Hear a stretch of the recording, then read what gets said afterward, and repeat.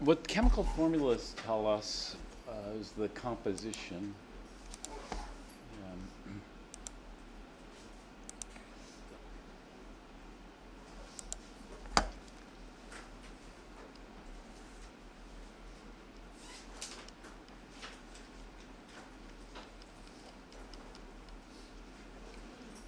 and it tells us the atomic composition.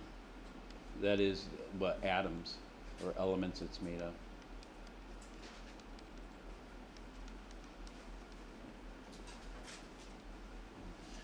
But there are other ways we express composition. And so typically for mixtures, we can do some atom ratio, but it's not that common. For mixtures, the most common way we express composition is by percent. And there are lots of different percentages. The typical one is like a W over W. This is weight over weight. So what a W over W is it's the weight of component A, whatever A is. It could be like salt, over the total weight.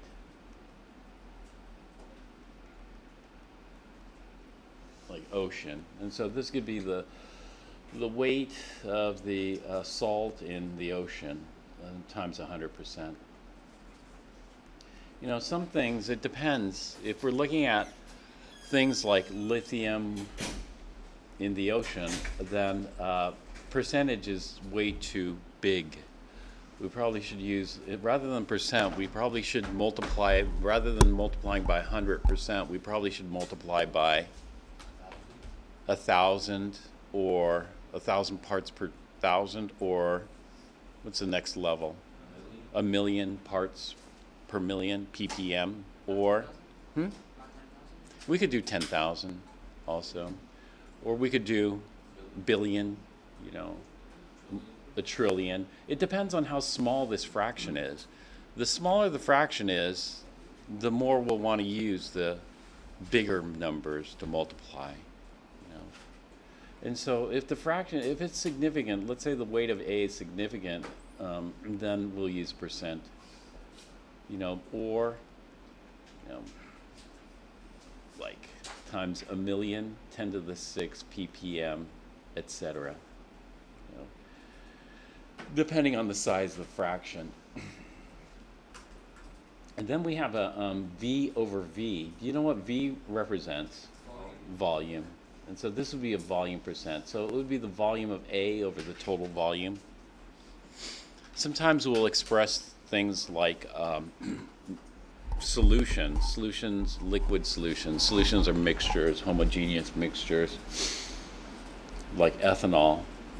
Ethanol is a V over V percent sometimes. It's like if you have 10% ethanol, it might be 10 milliliters of ethanol and 100 milliliters of solution, something like that.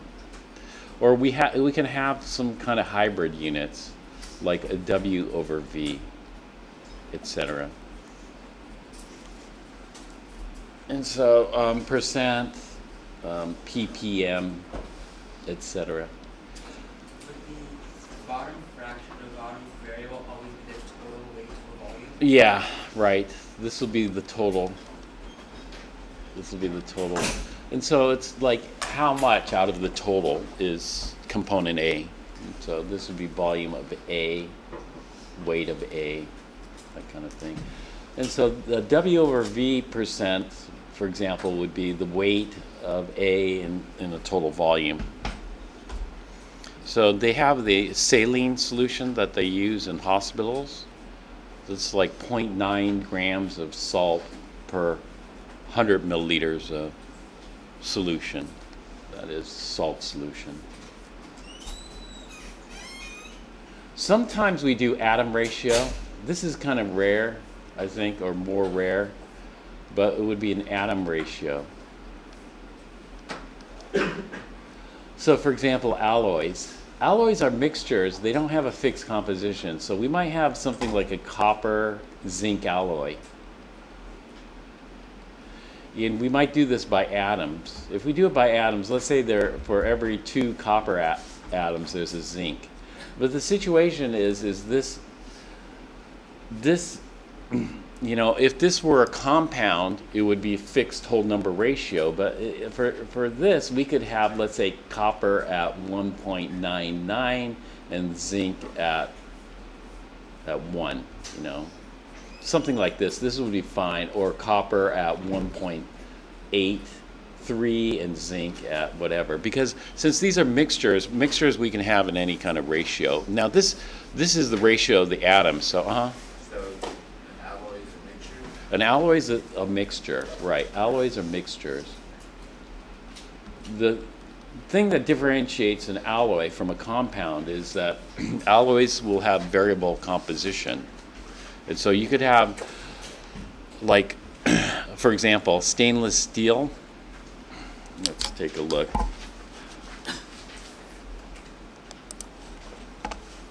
What specific kind of mixture are items? Metals? Metals.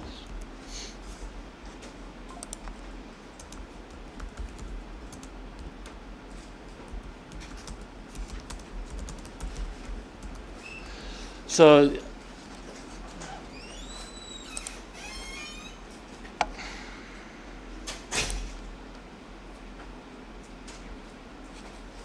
if you look at different types of stainless steel, they have ones that are magnetic and ones that are non-magnetic.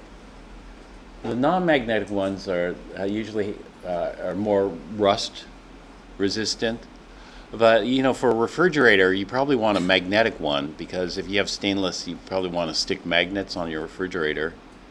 And so, however, it's going to, you can test like if you, I haven't seen the Cybertruck live, but you could test the Cybertruck just by bringing a magnet to it and see, does the magnet stick on it or does it not? I kind of have a suspicion that it probably sticks on there. If it sticks on there, then it's like a 400 series stainless. They have a whole bunch of designations for these grades in the U.S. These, so for example, here in the U.S., this one's very common, 304. This 316, which is like surgical stainless steel. And it depends on the composition here. It's not super precise. 18 to 20% chromium, 8 to 10.5% nickel, etc. And so you have all these different families of stainless steel. But probably the one that's most common is 304.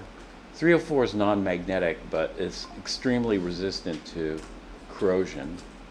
Versus probably what they're using for like refrigerators and that type of stuff is 430 stainless steel. 430 is magnetic, but it also can rust, unfortunately.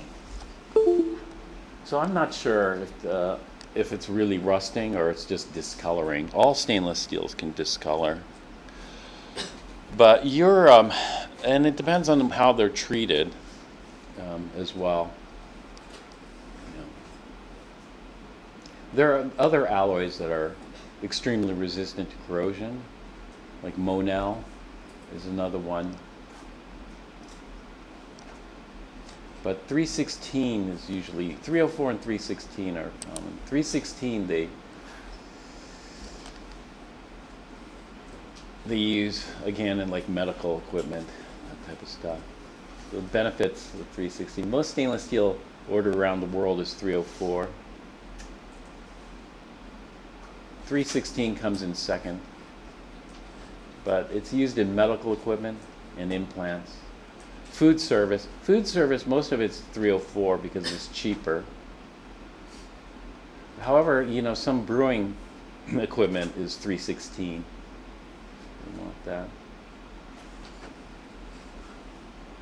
So there are benefits to 316 for sure, except it's more expensive. If you don't need the added resistance of 316, in other words, corrosion resistance is what they're talking about, then 304 is good. 304 though, you know, can still corrode, but I haven't seen 316 corrode much. It's just if you're willing to pay the price.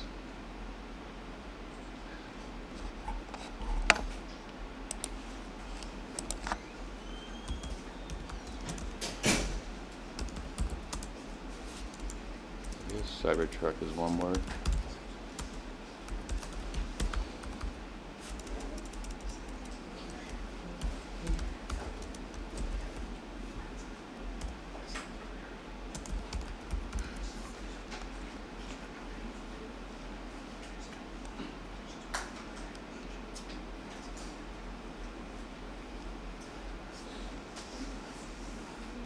Yeah, the Cybertruck stainless is magnetic, I guess. So that means it's probably 430.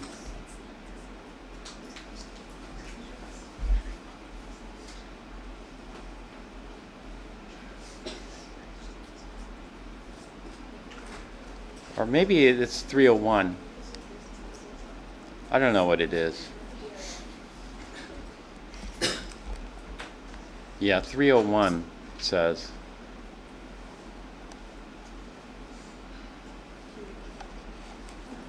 So the point is that mixtures can have different compositions, and there are different ways to represent that.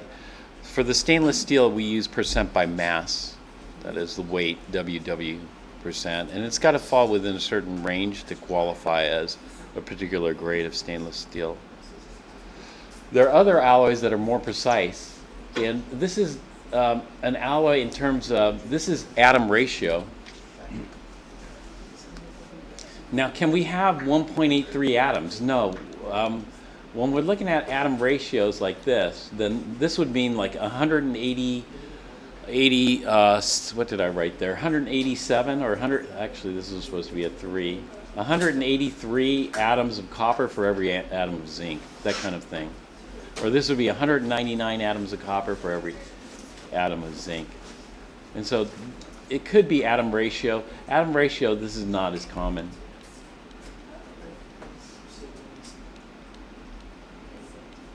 Most alloys are going to be represented as percent by mass. However, percentages aren't very common for compounds. You know, elements, it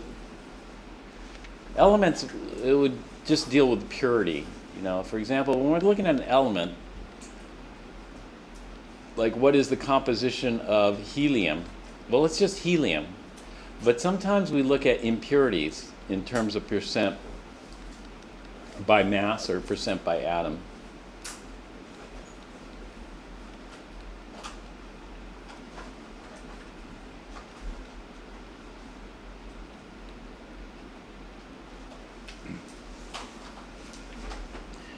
And so the composition, we typically do atomic element ratio. And then sometimes we'll do percent. This will be percent by mass. Sometimes we'll do percent by atom.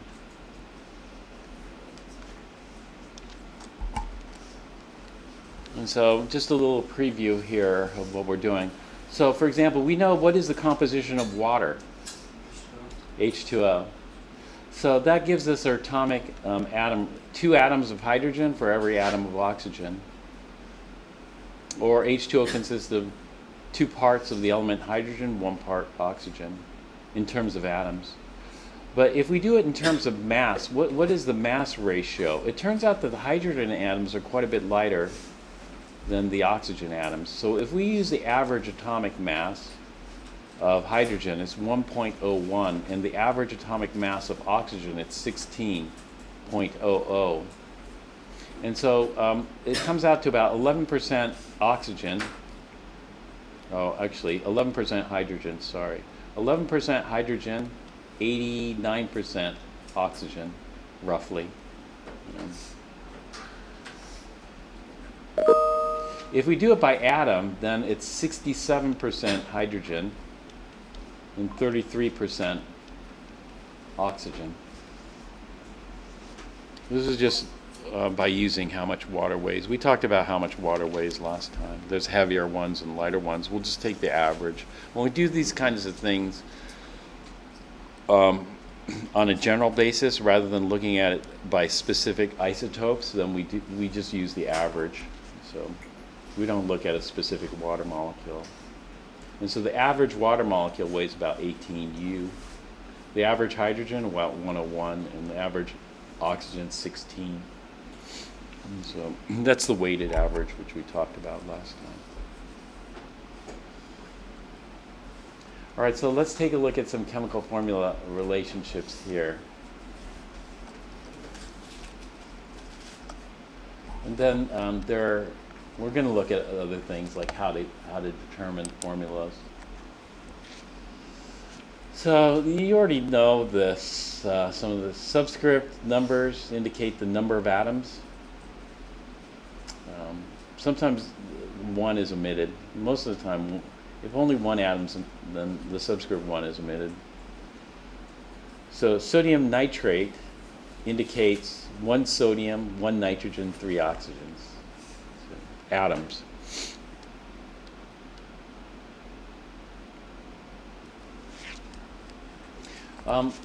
They call this a formula unit.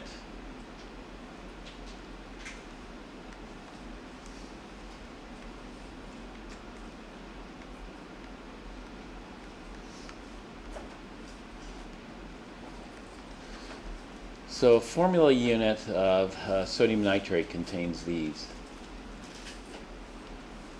atoms. However, we wouldn't call this a molecule. Ionic compounds we don't call molecules. Molecular compounds we call molecules. So since this is an ionic compound, metal and nonmetal, we don't use the word molecule.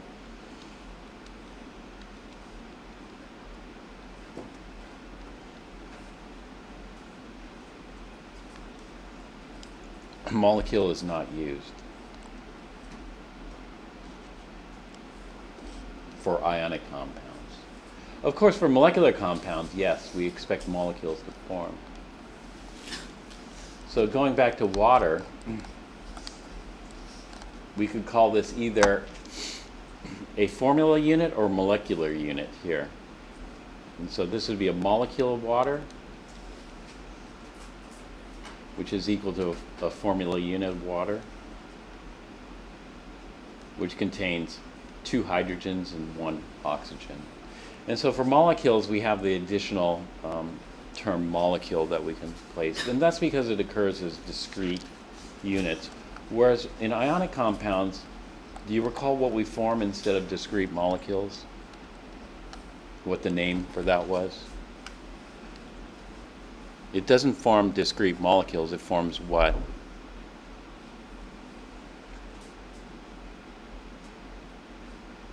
Starts with an L. Does anybody remember? We don't use the term molecule for ionic compounds because ionic compounds don't form molecules, they form, begins with an L, lattices. Good, Tanner. If they form lattices, ionic lattices.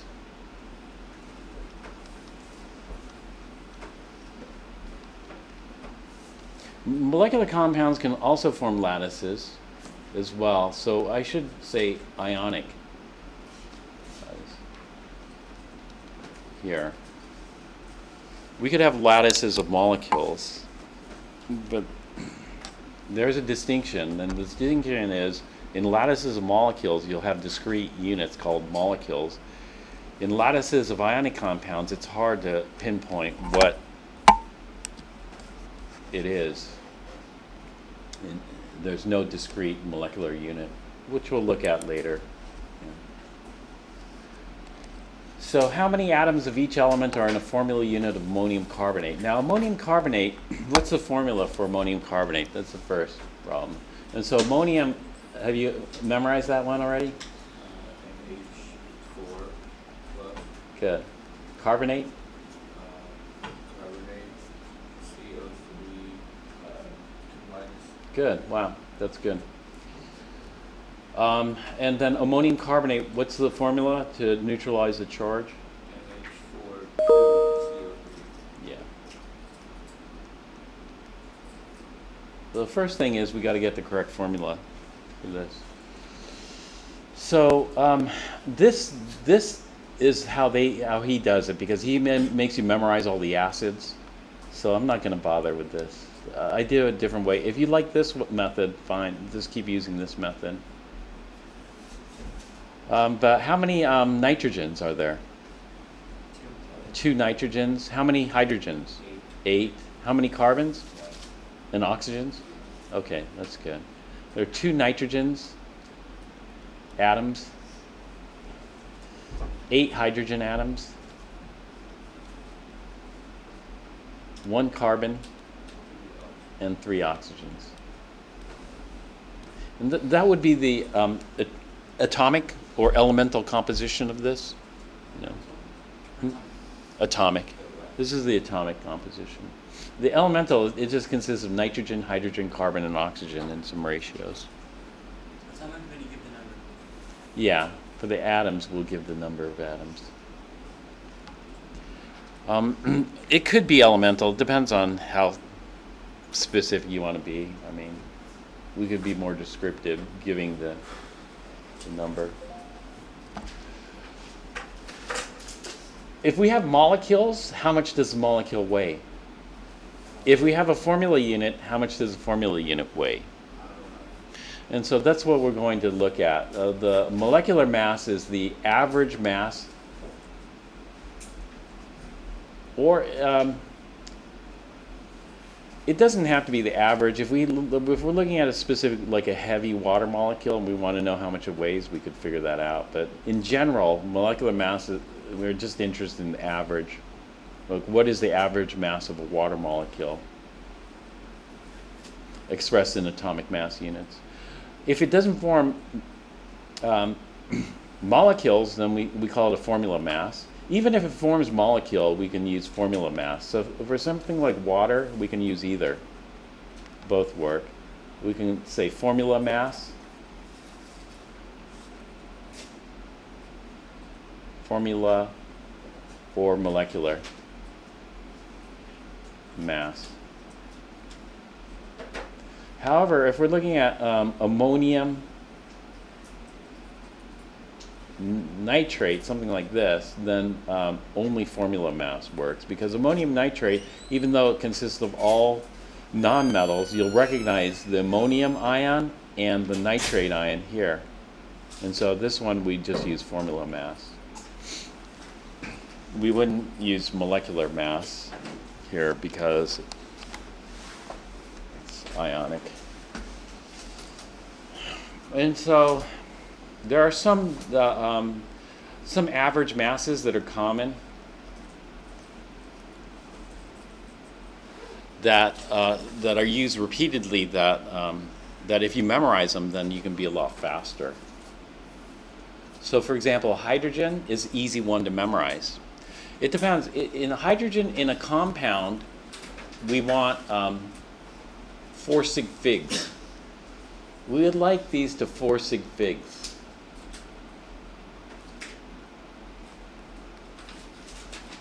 So in a compound, hydrogen, we use 101.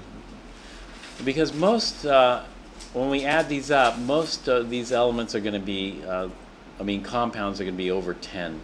And so that'll give us 4 sig figs. This is 101U. There are 2 isotopes of hydrogen. There's hydrogen 1 and hydrogen 2. Hydrogen 1 weighs about 1. Hydrogen 2 weighs about 2. Which one's more abundant? 1. About how much more abundant? 99%. 99%, good. Wow, 99% hydrogen 1 and about 1% hydrogen 2.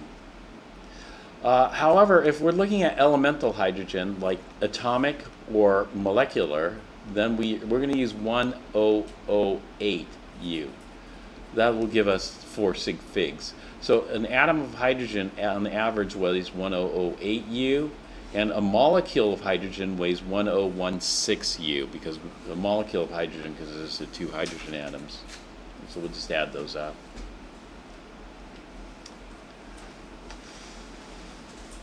Carbon is very common. That's 1201 U. Just in compounds. And elements we'd use the same. 1201 U. I thought it was 12 exactly. For carbon 12, but there's also carbon 13.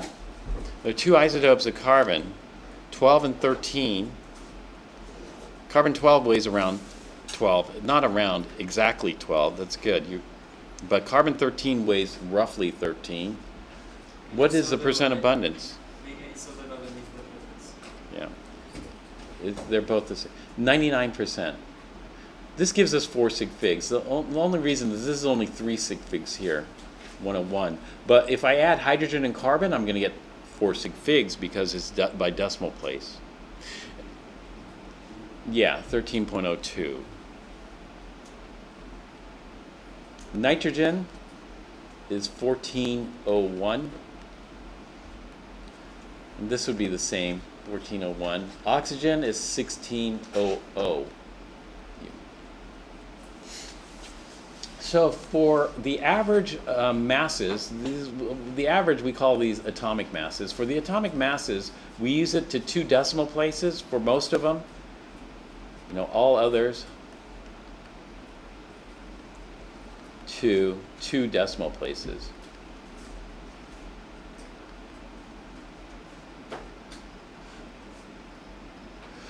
A lot of the compounds we work with are these carbon, hydrogen, nitrogen, oxygen containing type compounds. And these ones, if you remember these, you can be very fast at calculating molecular masses and formula masses. For oxygen, is the element weight the same mass? Yeah. Right. 16.00 and that's 14.01. Only hydrogen's different. Because we only get 3 sig figs. If you want 5 sig figs, you can. Hydrogen's 1.0079. But when we're doing these calculations, it's going to round off anyway. So there's really not much benefit to going deeper. So I have these memorized because they aren't that hard to memorize, and they save you a lot of time rather than looking it up on the periodic table. So let's CO2. CO2, does it form molecules or lattice? Ionic lattice. Molecules. So we're going to look at the average weight of a CO2 molecule. So this is a CO2 molecule. Carbon's normally given as gray or black here. Sorry.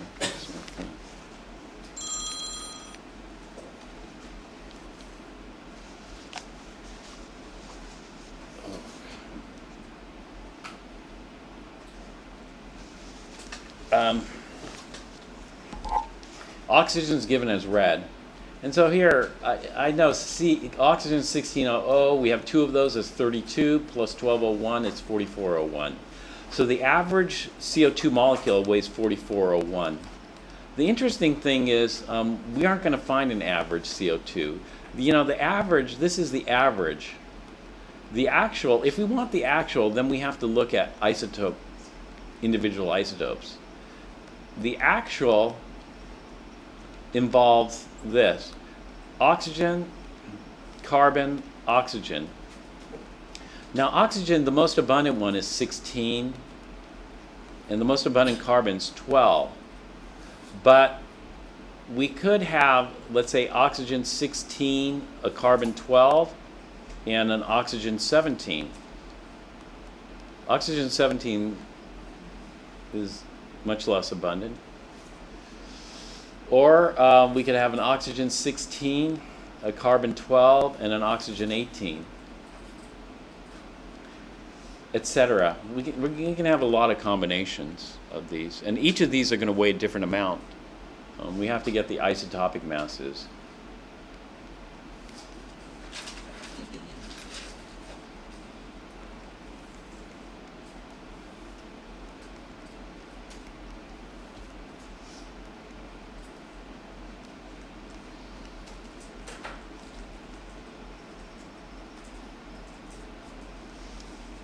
We use the isotopic masses not on the periodic table. The periodic table doesn't have enough room. In the periodic table, all we have is the average. And so these are what are found in the periodic table, rounded to 2 decimal places. And so if we average all these, there are a lot. Because we have to look at all combinations of carbon 12 and 13 and oxygen 16, 17, and 18. There are a lot. But this one by far is the most abundant. And so most of them weigh close to this, but not exactly that. Not exactly this. Yeah.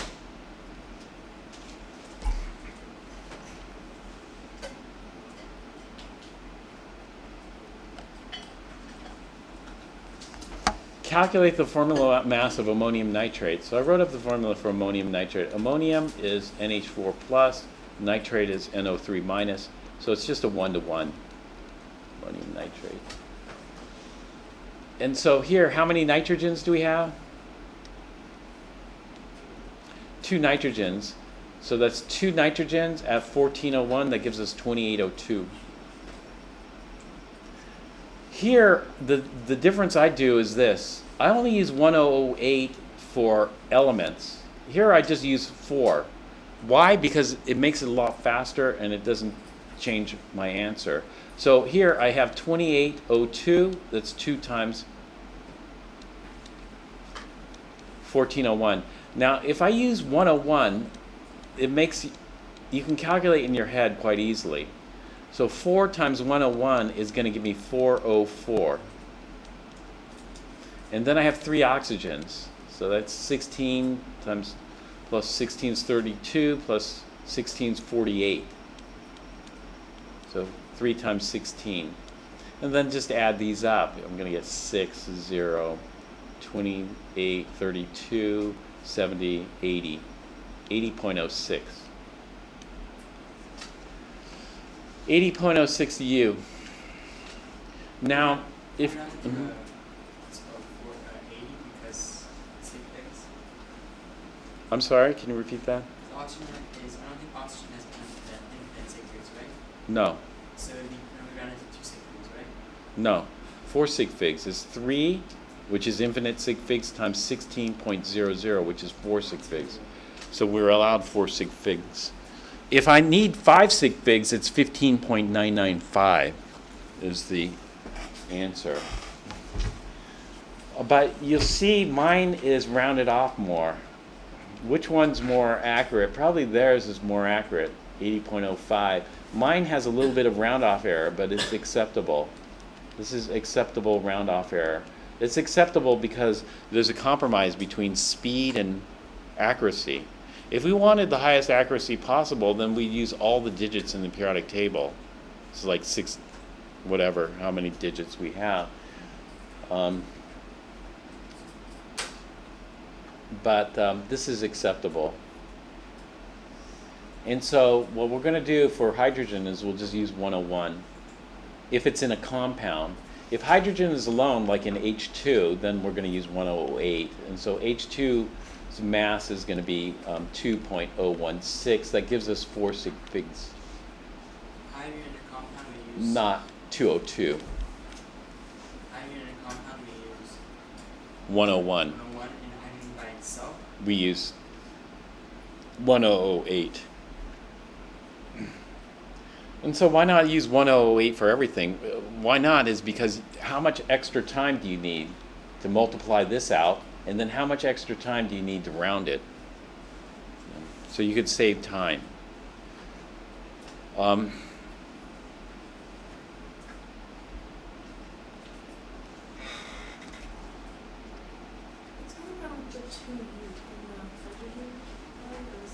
It's not 202. No, in the type portion, in the hydrogen line, the 2U, the 4.03 and 2U, it looks like it's Oh, this? yeah. What's going on with that? Yeah. They're rounding here. If we look at the uncertain digit, the uncertain digit here is 2. Uncertain digit here is this 2. And then they screwed this one up here. The uncertain digit here is this 0. So that means the 5 is uncertain and the 2 is uncertain. We're only allowed one uncertain digit, so we have to drop that last uncertain digit. And so we only have one uncertain digit here. Uncertain digit means there's some uncertainty as how it was rounded and that kind of stuff. So we can't have that. And so even though 3 is certain, we're adding an uncertain 2 and an uncertain 0 to that. This 0 is not really a 0, it's a 9. You know, that kind of thing. And that was rounded to a 0.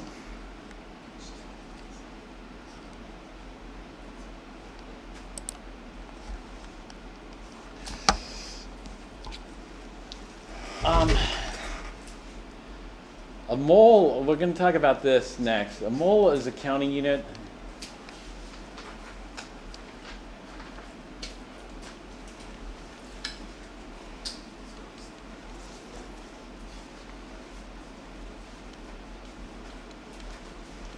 Can you give me another example of a counting unit?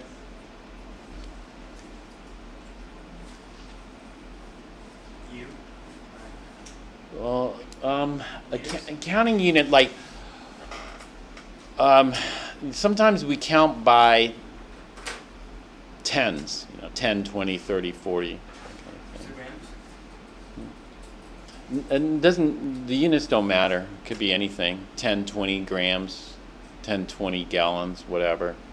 Sometimes we count by tens. And so 10 would be a counting unit.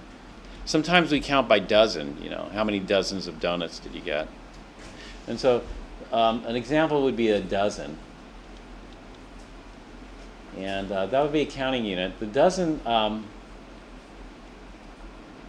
is how many units? 12 units.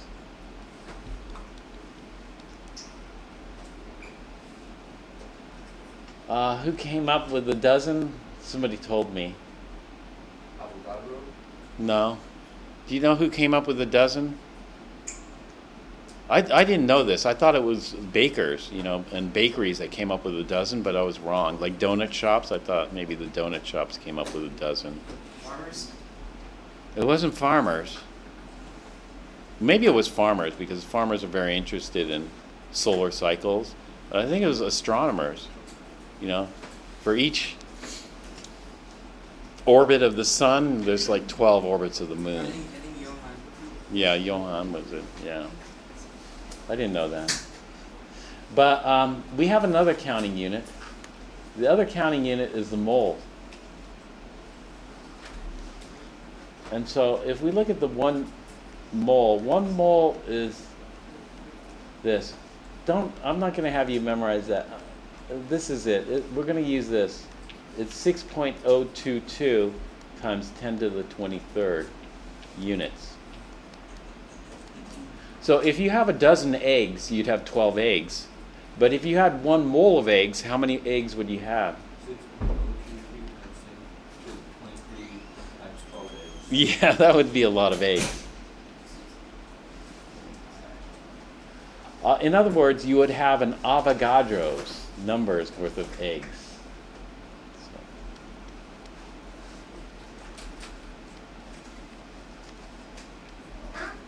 Avogadro's numbers worth of eggs.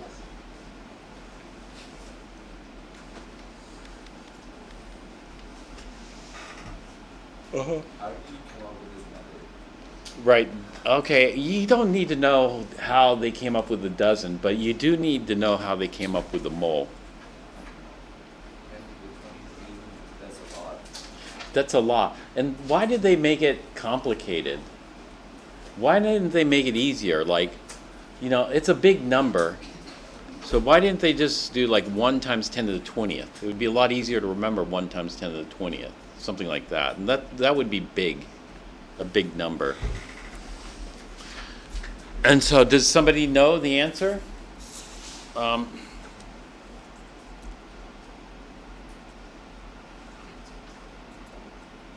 No?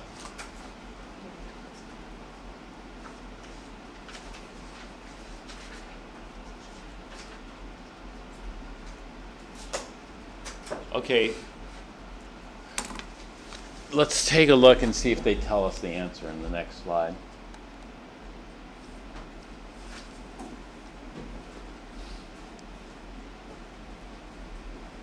No, they don't tell us the answer in the next slide. So let's look at the answer here.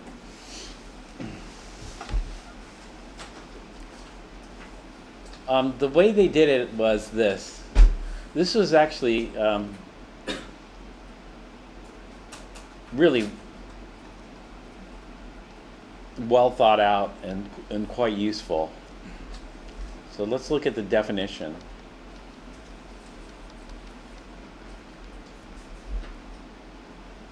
The first definition we're going to look at is the U. How is the U defined?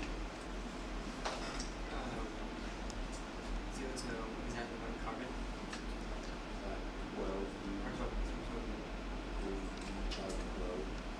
Yeah, 12U is the mass of one carbon-12 atom. When we have an atom of a specific isotope, we call it a nuclid. So a carbon-12 nuclid is an atom of carbon-12. And that weighs exactly 12U by definition. And so it's a this is a new mass unit.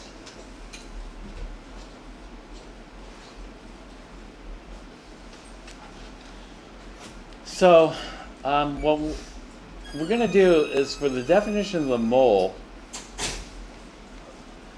we do this. The mole is a number, and where does that number come from? And so, yeah, what is the origin? Well, where did Avogadro get it?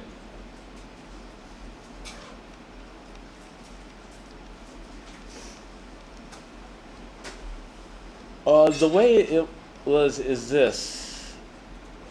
In exactly 12 grams of carbon-12, how many atoms of carbon-12 are there? 6.022. Yeah, right. And so after doing some determination, it was determined that there are 6.022, etc., times 10 to the 23rd atoms in there. And so this came from analysis.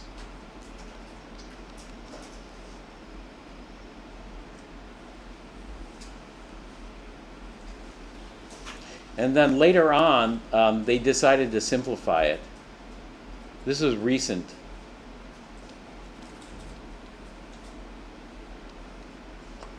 They changed the definition slightly.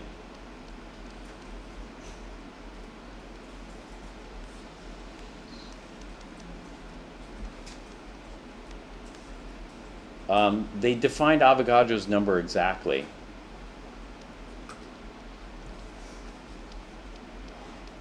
Avogadro's number used to be like pi, you know, there are a whole bunch of digits after this.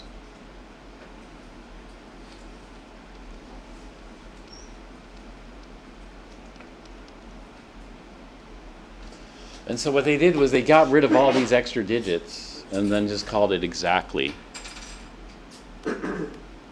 It's not really exactly, but it's close enough because the error that it introduces in calculations is minor.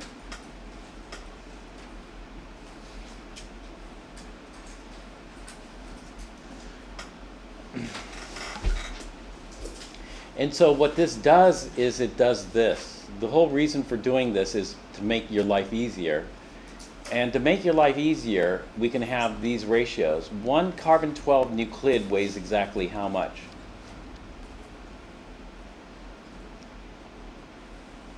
Weighs exactly 12U. 1 mole of carbon-12 nuclids weighs how much? 12 grams. 12 grams. We can invert this too.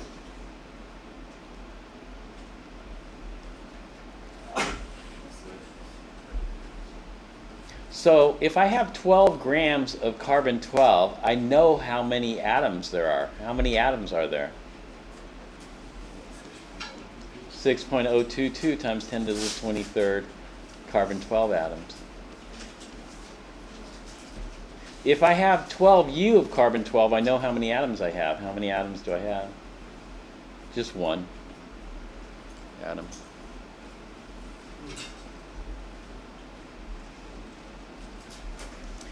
And so finally, there's one other thing we can do here. And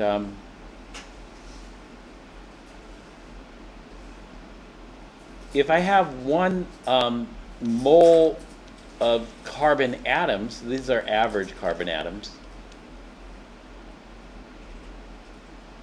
1 mole of carbon atoms, in other words, I have 6.022 times 10 to the 23rd carbon atoms.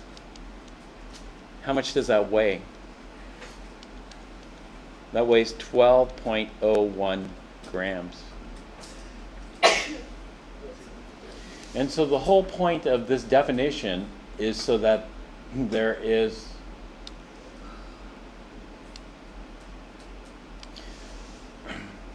a numerical equivalency here. 1 carbon-12 weighs 12U, 1 mole of carbon-12 weighs 12 grams. And so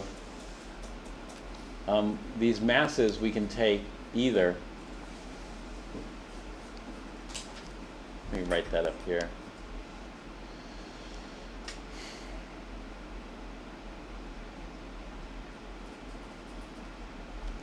So carbon, the average weighs 12.01. And therefore, we have two ways we can write that. 12.01 U per carbon-12 atom, or 12.01 grams per 6.022 times 10 to the 23rd carbon-12 atoms, but that becomes cumbersome. So what we say that then is 12.01 grams per mole, where a mole is 6.022 times 10 to the 23rd carbon-12 atoms.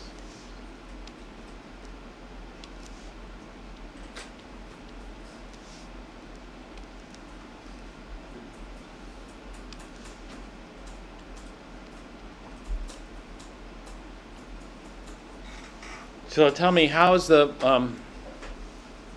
mole defined? I mean, where does that number come from? You want to know like how many atoms are there in one U? Well, you have to be more specific. How many?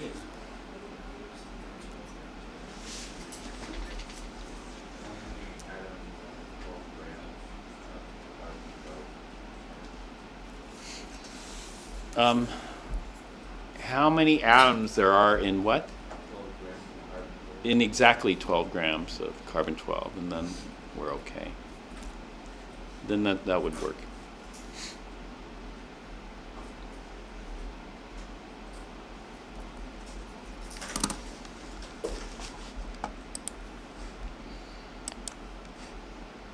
All right, now we're going to use it.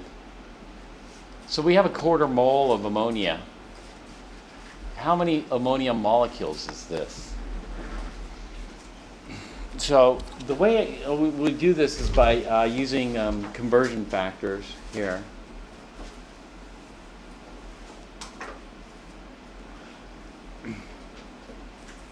One of the conversion factors is this. This would be 6.022 times 10 to the 23rd units per mole of units. This would be the same thing as there are 12 units per dozen units.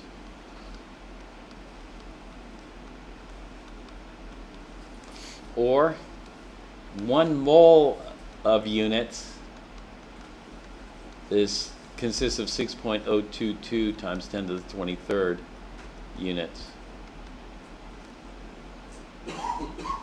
or 1 dozen units consists of 12 units. So these are analogous here. And so we have a quarter mole, it's like a quarter dozen. If you have a quarter dozen, do you know how many donuts you have? Quarter dozen donuts? 3 donuts. So if we have a quarter of a mole, we have a quarter of this. A quarter of this is a bit more of a pain to determine. So we use dimensional analysis. We start off with our given, a quarter mole of ammonia, and then we see that we're going to have 6.022. This is 3 sig figs. We want 4 sig figs. If you're going to memorize this, you might as well memorize the extra 2. 6.022 times 10 to the 23rd ammonia molecules per mole. And then we get our calculator and punch it out. How many sig figs are we allowed?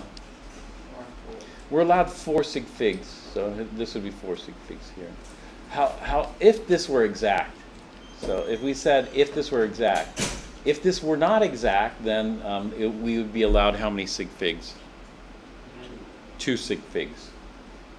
So if this were 2 sig figs, then we'd round it to 1.5 times 10 to the 23rd ammonia molecules. But it's unclear if it's exact. Because somebody might say, if I had exactly a quarter mole, if you had exactly a quarter dozen, how many donuts? You'd get 3. But what if it were like, approximately? Maybe it was like 0.2 something. Then it won't be exactly 3.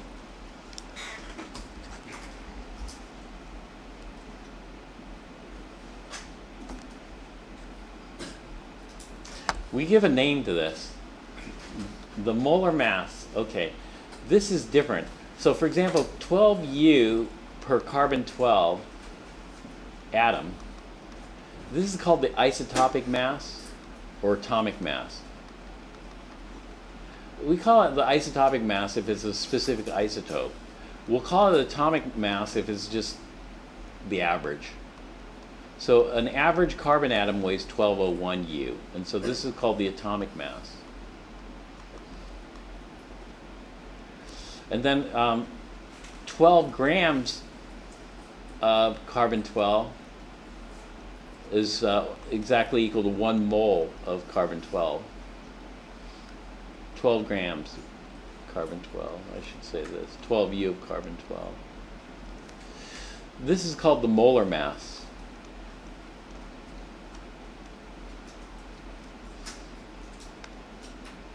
Or 12.01 grams of the average carbon atom is equivalent to 1 mole of average carbon atoms. Not a specific isotope.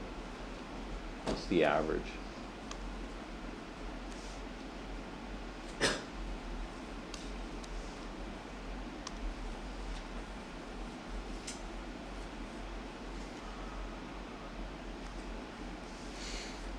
And so we have different units for these here. The units for these two are in U per atom. The units for these two here are in grams per mole of atoms. This is U per 1 atom. This is grams per mole of atoms, or grams per 6.022 times 10 to the 23rd atoms, which a mole is 6.022. In other words, a mole is an Avogadro's numbers worth of atoms in this case. And so that's what they're saying here, expressed in grams per mole. Molar mass of any substance is numerically equal to atomic, molecular, or formula mass of that substance in atomic mass units. Well, it depends. We have the atomic mass is just the atoms, and then if it's a molecule, it forms molecules, we could use molecule. We can use formula for anything. Formula can be used for atoms, i.e. elements. It could be used for molecules, or it could be used for formula units. And so formula mass is just a generic term that's used for anything. The atomic mass of carbon-12 is 12U. Atomic mass units are abbreviated U, so that's just 12U. The molar mass of carbon-12 is 12 grams. Exactly. This is exactly. Because carbon-12 is special. Everything else is not exact. But carbon-12 is exact. Since the definition of both mole and U come from carbon-12, but even though mole and U come from carbon-12, the numerical relationship is valid for anything. So we could look at oxygen, for example. How much does the average oxygen atom weigh? That's the atomic mass. So an O16 average oxygen atom weighs how much? Exactly? 16.00 to 4 sig figs U. And then if I had a mole of oxygen atoms, that would weigh how much?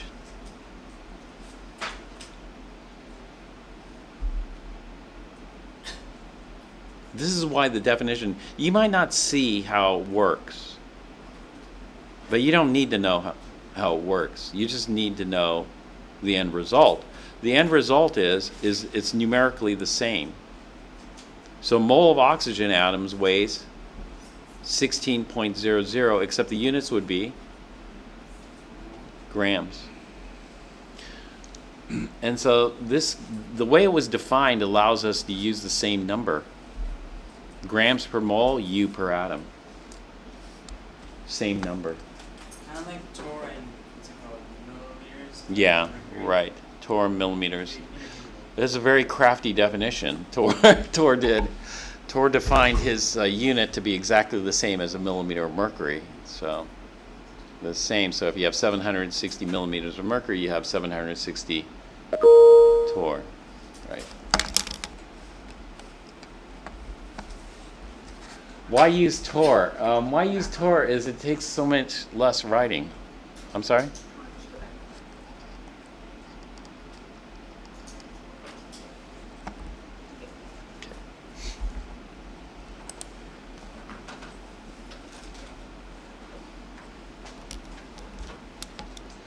So what we do here is for this, they're not specifying what kind of mass this is.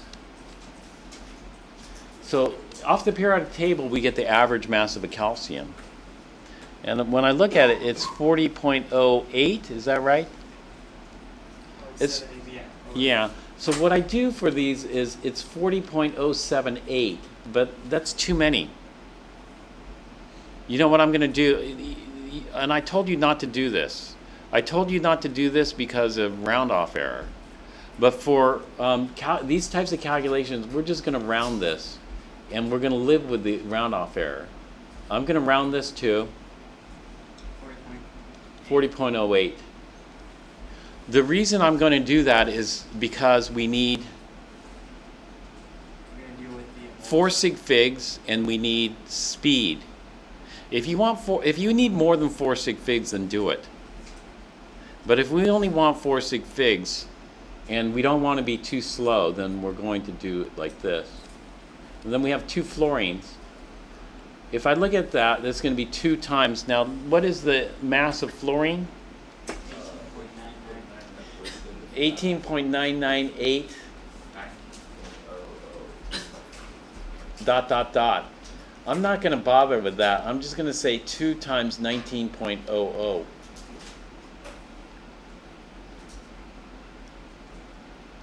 So I'm going to get 40.08 plus 38.00, which is going to give me 78.08. So it's just a matter of speed. You could do these calculations in your head if you just go to 2 decimal places.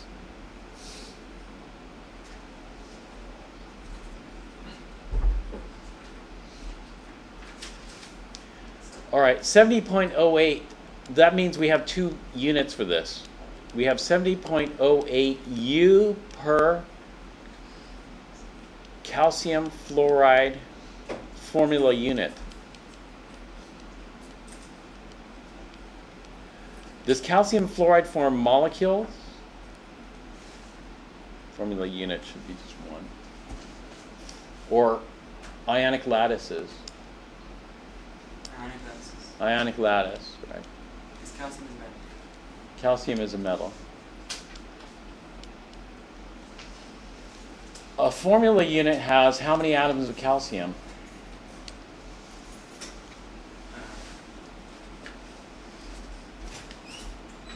40. 40? No. How many atoms of calcium? Yeah. 1 atom of calcium and how many fluorines? How long? 2. Or we could say 78.08 grams per mole of calcium fluoride formula units. Formula units I'm going to abbreviate FU, formula units for that. This is U of calcium fluoride. This is grams of calcium fluoride. So if I have a mole of calcium fluoride, how many calcium atoms are there? That would be 6.022. Yeah, it would be Avogadro's numbers worth of calcium. Or that becomes cumbersome, so instead we say a mole of calcium, which is 6.022 times 10 to the 23rd. And then how many fluorine atoms are there? 2 times. Yeah, 2 moles, or 2 times Avogadro's, which would be 32.044 times 10 to the 23rd fluorines.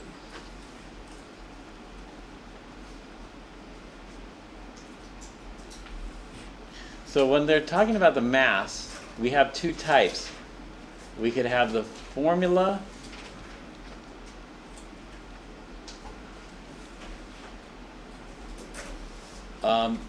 unit mass, or we could have the molar, that is a mole of formula units.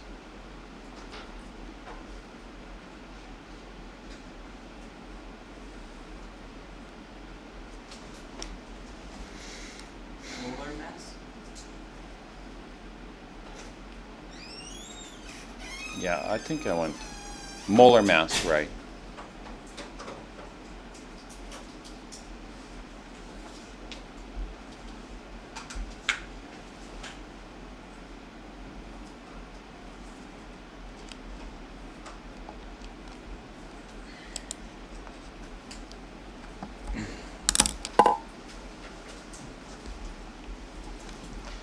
What does the average iron atom weigh? So if we go to the periodic table and look at iron,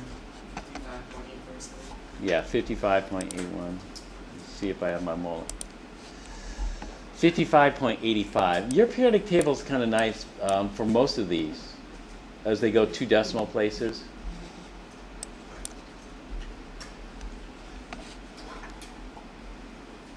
$55.85. So what that means is if I have 55.85 grams, how many iron atoms are there? 1 mole. 1 mole consists of how many iron atoms? 6.02. Yeah, 1 Avogadro's number is worth is 6.022 times 10 to the 23rd. So this is 1 mole of iron here. So 1 mole of iron, that's about, 55, 56 grams worth of iron. Aluminum is a lot lighter.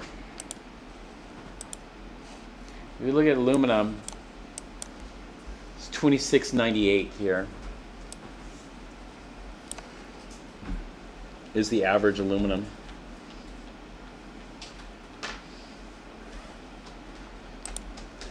And so a mole of aluminum is about 27 grams. And how many aluminum atoms are there? 6.022 times 10 to the 23rd. Mercury is quite a bit heavier, so that's a mole of mercury. This is a mole of sodium, a mole of copper, a mole of nitrogen back here. That looks a little small for a mole of nitrogen. And then we have some compounds here. So if we look at copper 2 sulfate pentahydrate, we add up all the atoms. Copper, sulfur, 4 oxygens, 10 hydrogens, 5 oxygens. We come up with 249.70 grams. So this would be a mole of copper 2 sulfate pentahydrate, a mole of mercury 2 oxide, a mole of water. A mole of water is 18.02 grams. And the density of water is about a gram per milliliter, so this would be about 18.02 milliliters. A mole of oxalic acid, a mole of oxalic acid dihydrate. So this shows you. So a mole is kind of a convenient unit because in chemistry we usually work with about molar quantities here.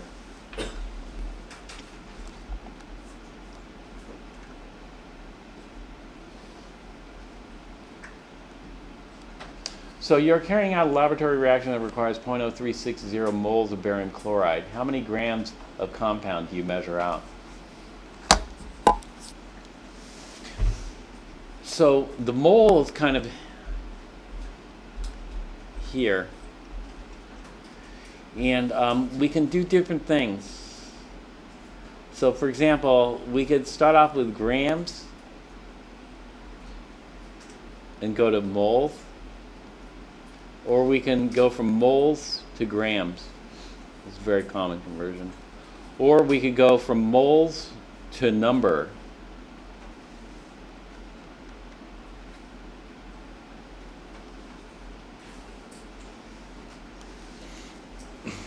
So this kind of conversion here will need the molar mass, the ratio between moles and mass. And for this kind of conversion here, we need Avogadro's number.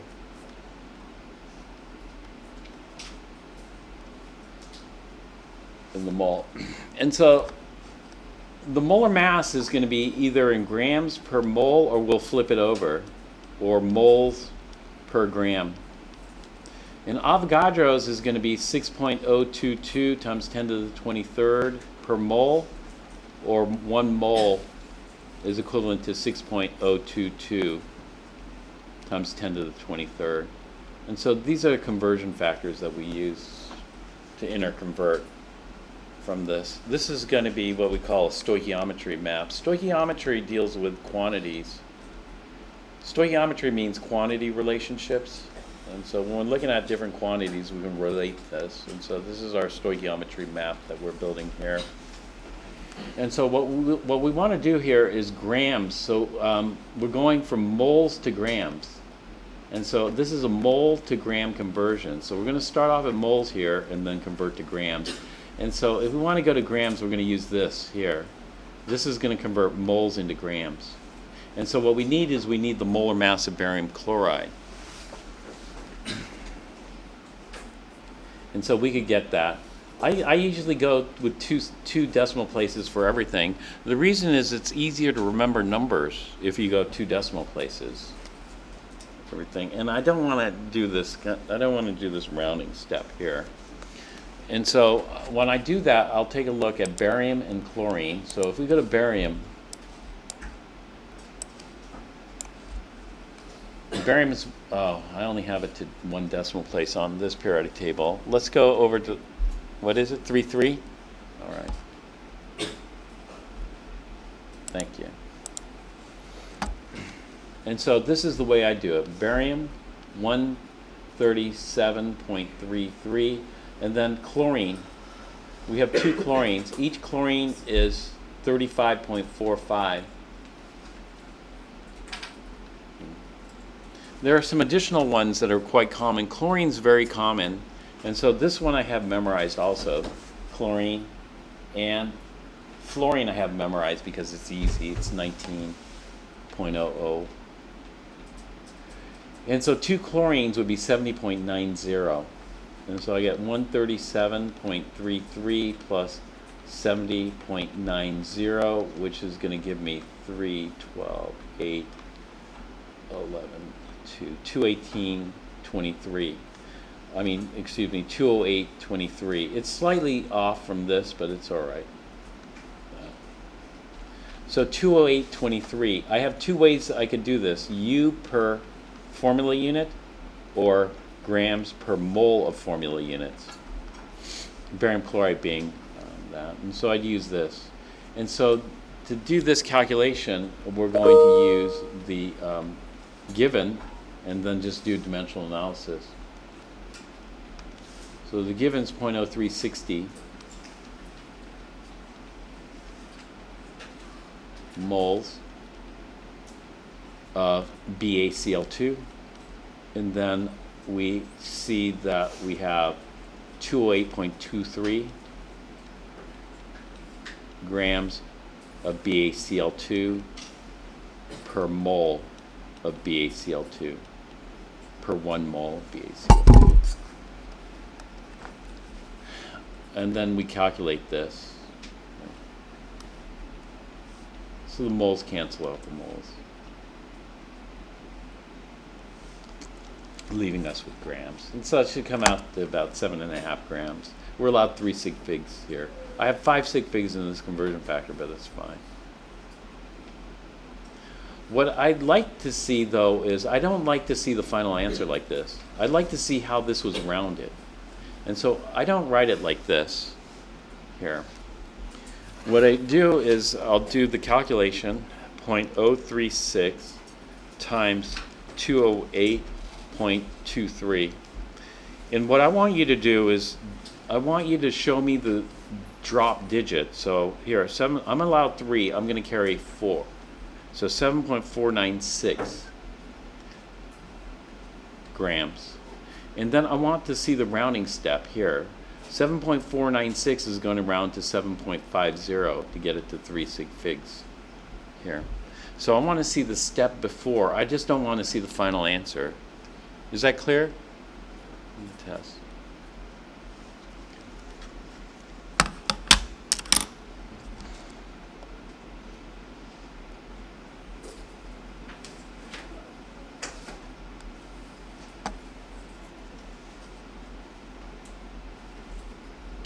All right, we could take a break here.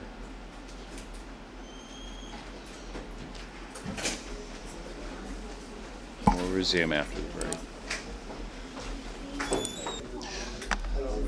The lab for tomorrow, we're going to start experiments 5, 6, 7, and 12. You'll need safety glasses for tomorrow. You could either buy them if you want a brand new pair. If you want a used pair, we have a bunch of used pair. So if you forget it, it's all right.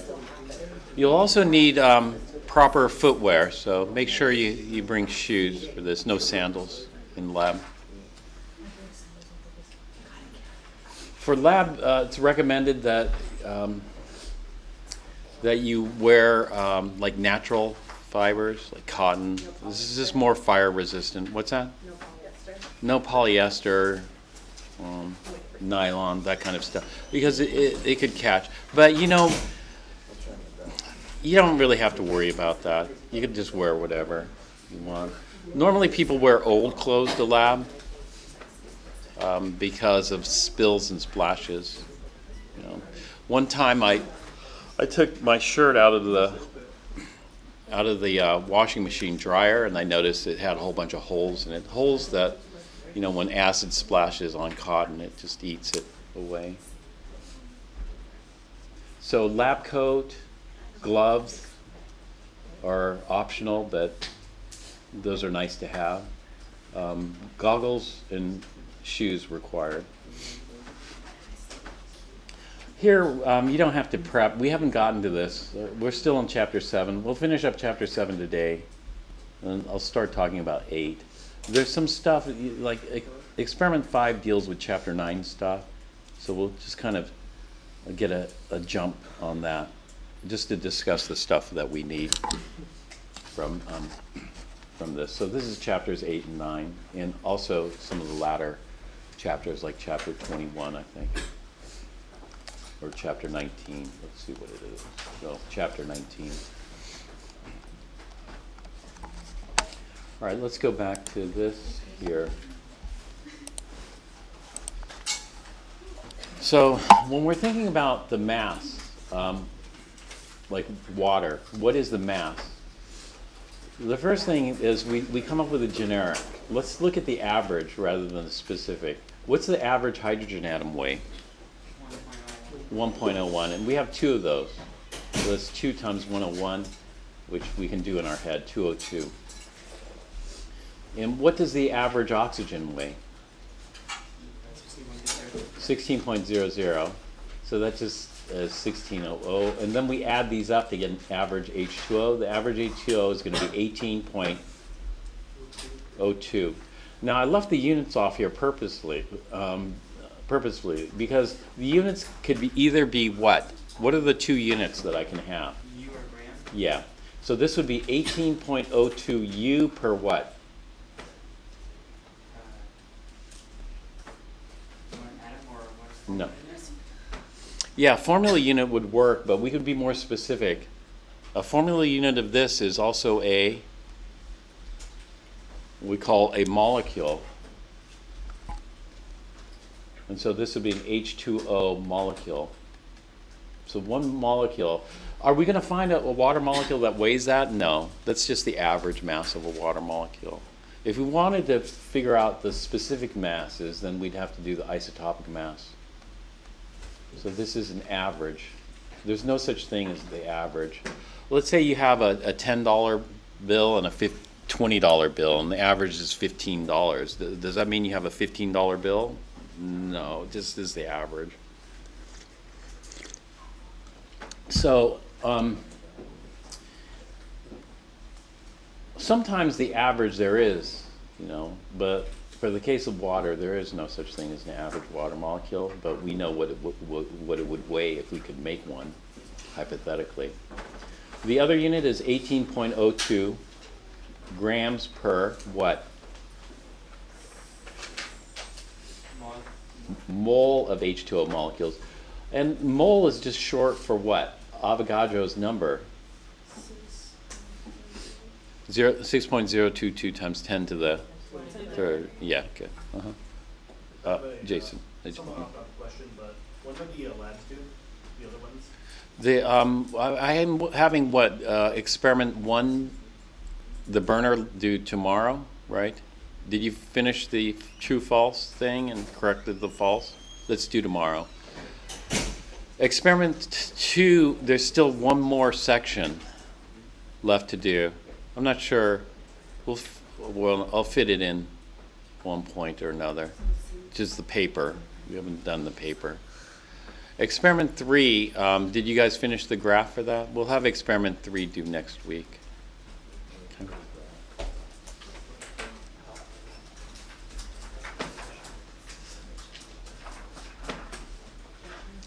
All right.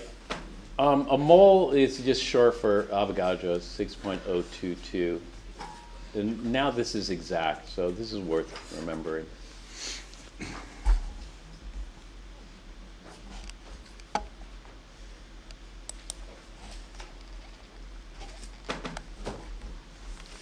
So these are some common conversions. We can go from the number of units to moles using Avogadro's number.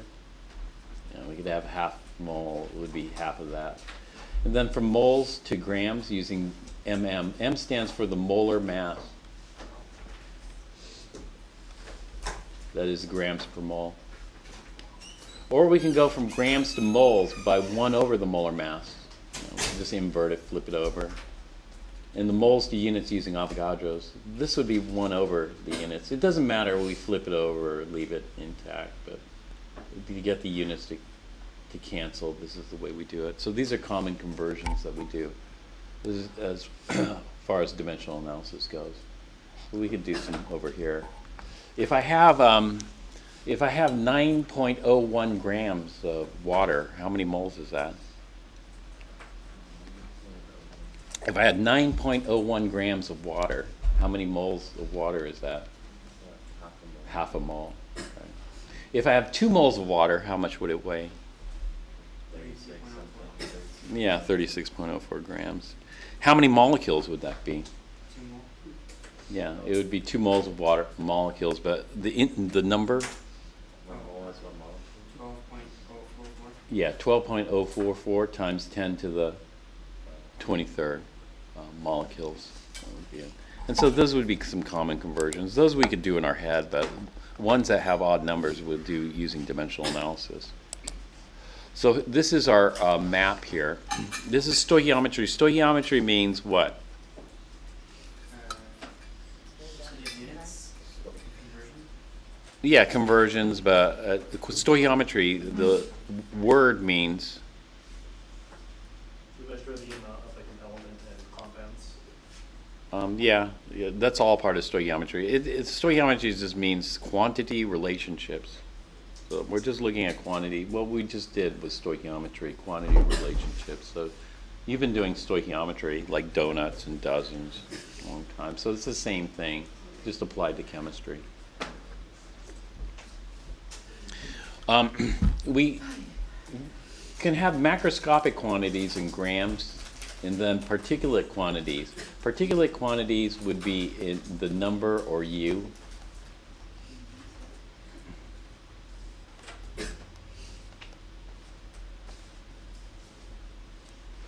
Macroscopic would be moles.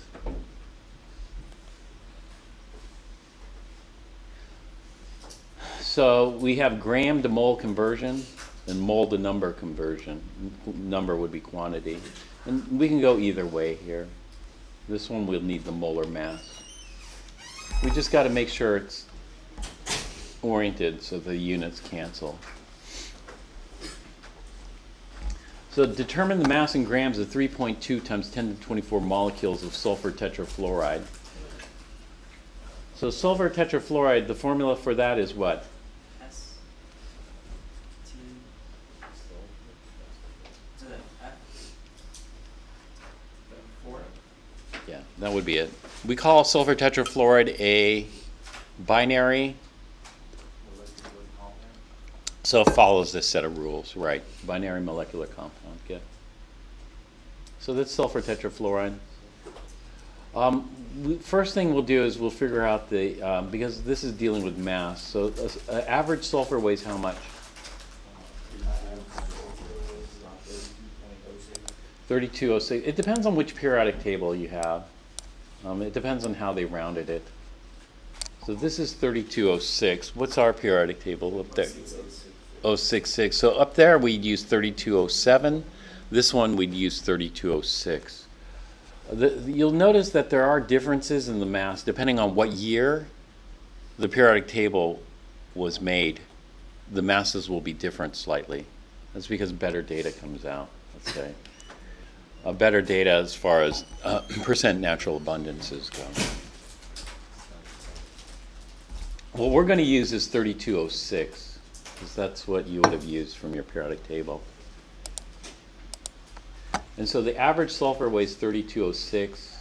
And then fluorine, we have 4 fluorines, and the fluorine weighs what? 19.00. So 4 times would be 76.00. And so this is going to give me 99.06.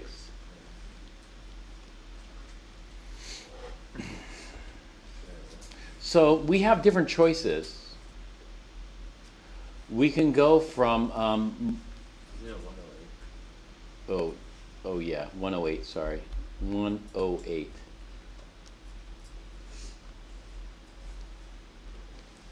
Oh 06.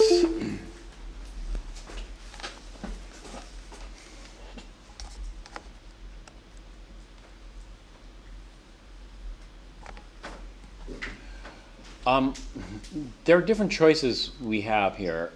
So for example, we can go 3.2 times 10 to the 24 SF4 molecules.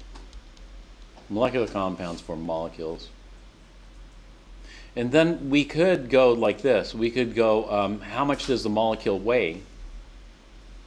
The molecule weighs 108.06.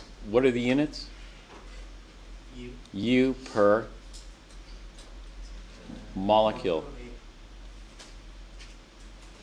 And so I could get the molecules to cancel, and that tells me how many U's I have. But do they want how many U I have or how many grams I have? Grams. How many grams? Do you know how many, what the conversion between U and gram is?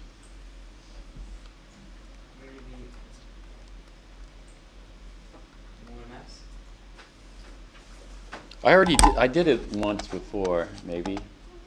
I talked about it once before. I really didn't do it. We're going to figure out how many U are in a gram.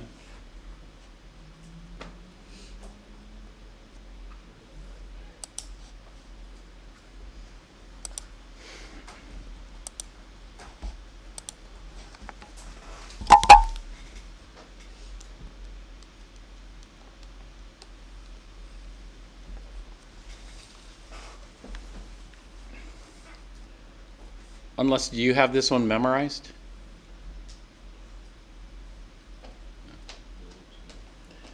We can figure it out. What is the definition of the U? Is that 112 carbon atom? Yeah. 12U is 1 carbon 12 atom. And what is the definition of the mole? How many carbon 12 atoms are in? How many carbon 12 atoms are in 12 grams? Yes. And what would it be? 1 mole is defined as, 1 mole of carbon 12 is defined as exactly 12 grams. And then we just need one more thing. We need Avogadro's number. You know, somebody figured out how many atoms there are. How many atoms are there? 6.122. And this is it right here.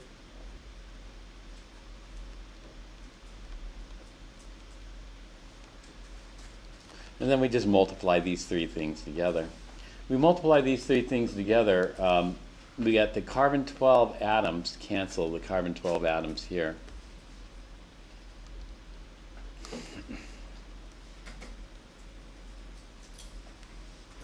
And what else cancels?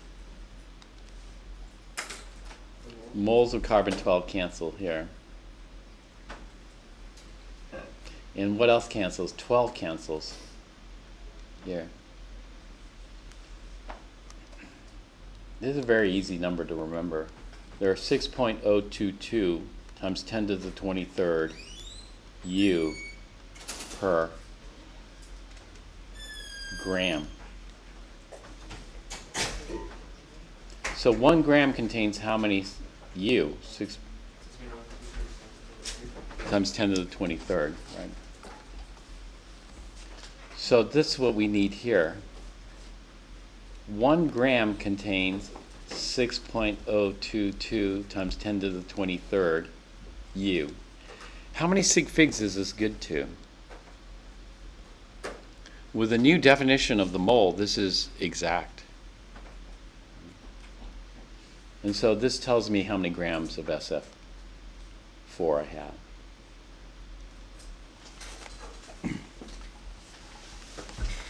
So let's go ahead and do the calculation here. 3.2 times 10 to the 24 times 108.06 divided by 6.022 times 10 to the 23rd. I get 574.2 grams.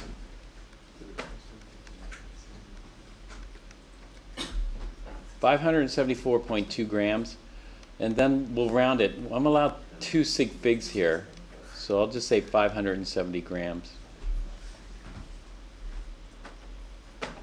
But like a lot of problems, we can solve it in multiple ways. The other way we could have solved it is rather than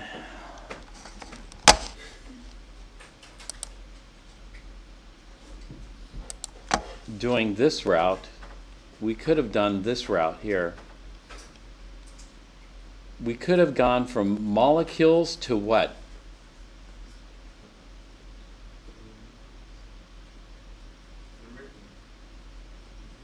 We could have gone from molecules to moles. Yeah.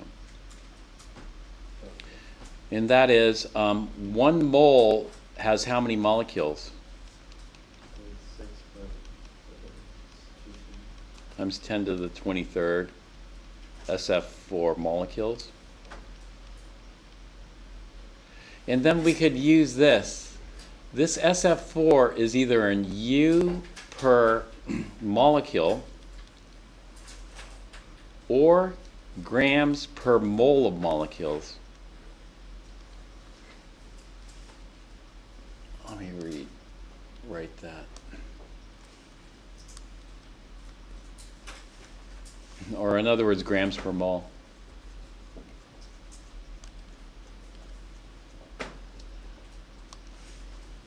Okay, then this would be times 108.06 grams per mole of SF4 molecules. And so what we have here is this. The molecules cancel, the moles cancel, and that leaves us with grams. And so this is going to come out to 574.2 grams, which is rounded to 570 grams. So those are two different paths that we can take for this particular problem.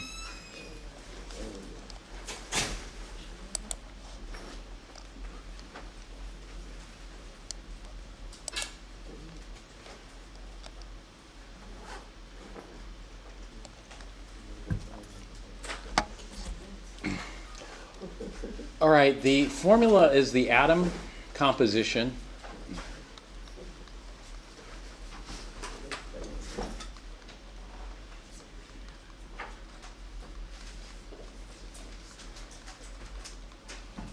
But we could also express things in terms of percent composition by mass.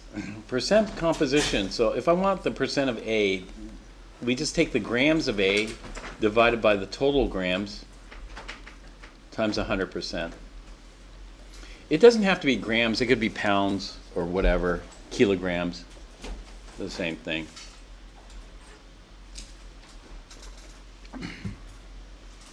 So calculate the mass percentage of fluorine in calcium fluoride. What's the formula for calcium fluoride? So first, what is calcium? C8. C8 charge? Positive. Positive. And fluorine is F minus. And fluorine is F F minus. minus. Would you guys agree?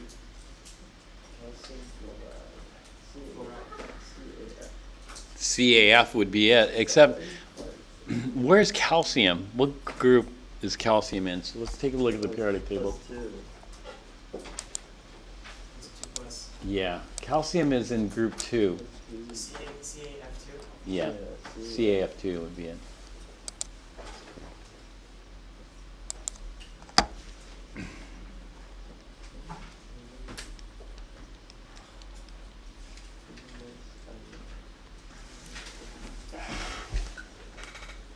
So the average calcium weighs how much? So let's take a look at the mass. 40.08. Yeah, 40.08.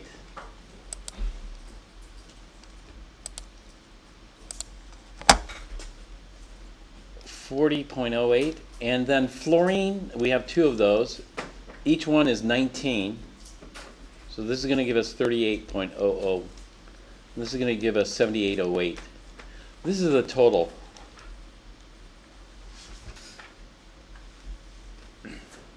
Mass. It doesn't matter the units as long as they're the same. So the percent fluorine is going to have, how many grams of fluorine do we have? Or U, it would be 38.00 U or gram. And how many grams or U of compound do we have? 78.08. And then times 100%. The total we got, units is U, correct? U or grams, it doesn't matter, because numerically they're the same. They're the same numerically because of how Avogadro's number and the mole was defined. So this is U per formula unit or grams per mole of formula units. I'm not even going to put the units here because it could be either. And so 38 divided by 78.08 times 100. And that gives us 79.03%. 79.034%. I'm allowed 4 sig figs, so I'm just going to round this to 79.03%. And so I'd like to see the rounding step here that they don't usually show. They don't normally show the rounding step. Oops, did I screw that up? Oh yeah, it can't be 79.03. I screwed that up, sorry. I entered the wrong math. It's 7808. Let me redo it. 38 divided by 7808. Yeah, 4866. Let me fix that. It's 48.66. 66 and then 8. And so I want to see this rounding step here. We're going to round it to 4 sig figs, 48.6. We're going to drop the 8 and round this up to 7. So 48.67%.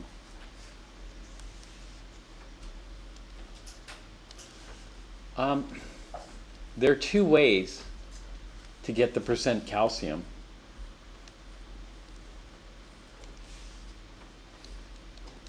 Do 100 minus 48.7, Yeah. or go the long way and just do calculation. Right. One way is just do 100% minus 48.67. There's only two things in this. So that's going to give us 51.33% calcium. Or the long way would be to do the ratio. That is, it's 40.08 over total of 78.08 times 100%. Let's see if they match. They should match. 40.08 divided by 78.08 times 100.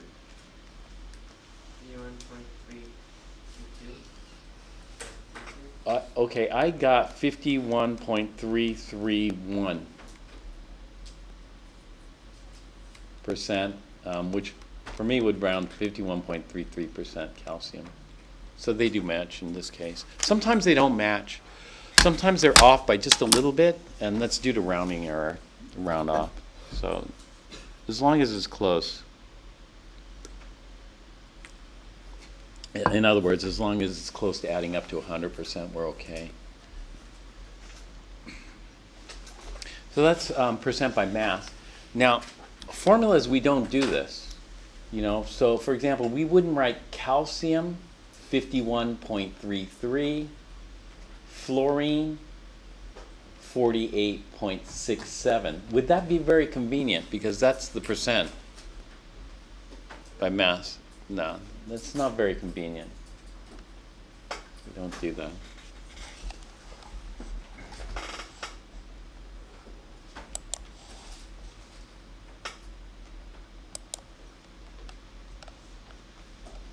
Calculate the percentage composition by mass of aluminum sulfate. So the first thing is aluminum is, what's the charge? It's Al. Minus 3. Minus 3. take a look. Yeah, well, aluminum's here, so if we lose 3, it's better to go to neon than gain. So losing it results in a positive charge. And so it's 3 plus, or it's in group 3, 3 A's, 3 plus.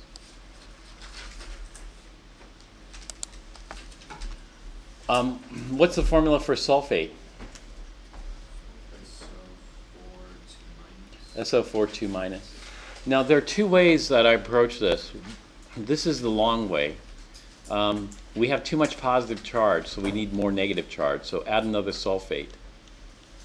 If I add another sulfate, we have too much negative charge. It's -4. So add another aluminum. This is +6. Now we have too much positive charge. We add another negative, and then we get this ratio: Al2, SO4, 3.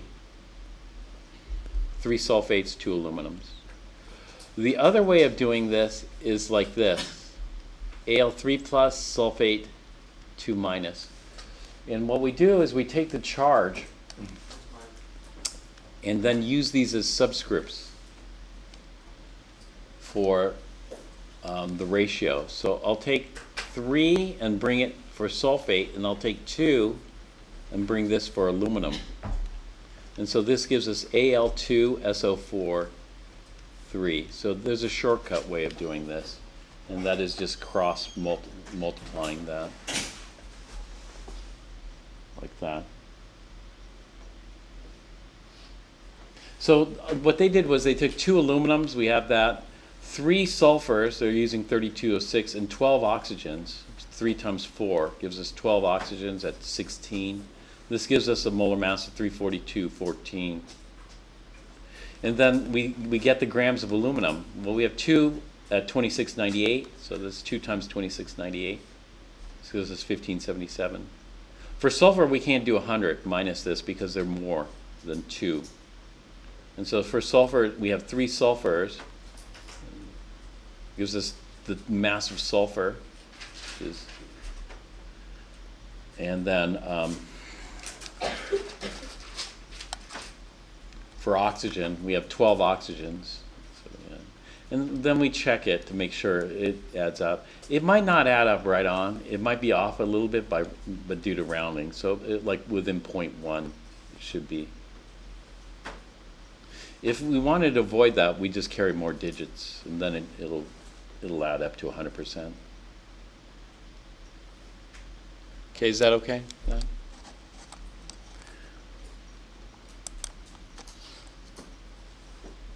All right, aluminum chlorate is 38.35% chloride. They shouldn't say chloride. There's no chloride in aluminum chlorate. This is wrong.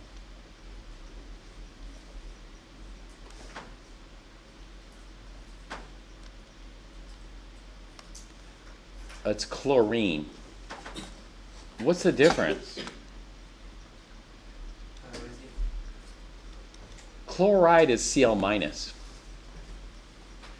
What mass of aluminum chloride is needed to source 50.0 milligrams of chlorine?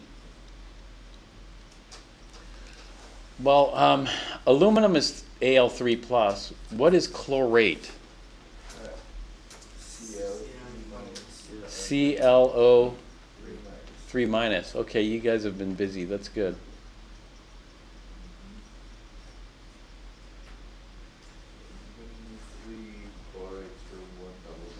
Three chlorates for 1 aluminum. Do you see any chloride? I don't see any chloride. I just see chlorate. And chlorate contains chlorine. There's 3. And if I look at the chlorine, what is the charge on chlorine? The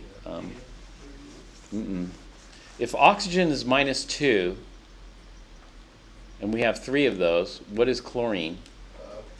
Plus plus 5.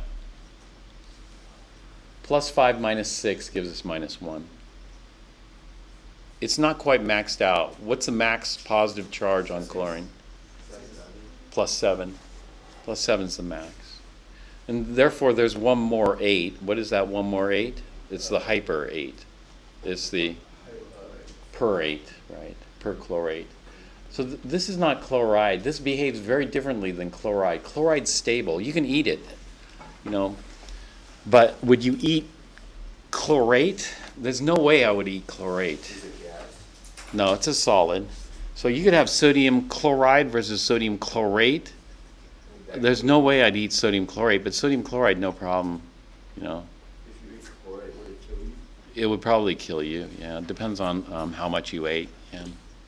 That's because it behaves totally different. Chloride is not very reactive chemically, but when you put chlorine with a +5, then it becomes extremely reactive. We'll talk more about it later. This one we don't have to do a lot. This one we could just use the percent. What does a percent mean? We'll convert this percent to fractional form. It means we have 38.35 grams of chlorine for every 100 grams of aluminum chlorate.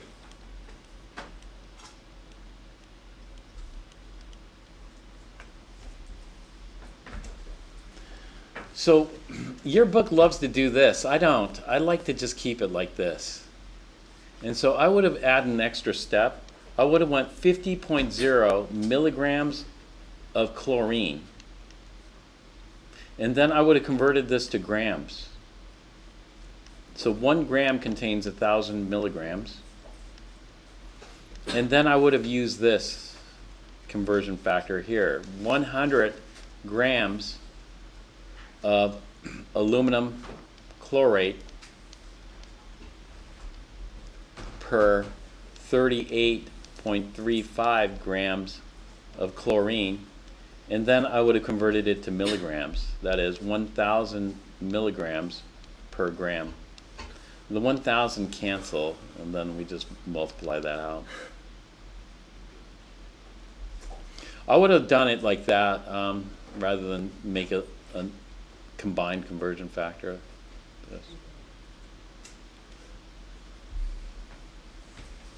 And so the things would cancel.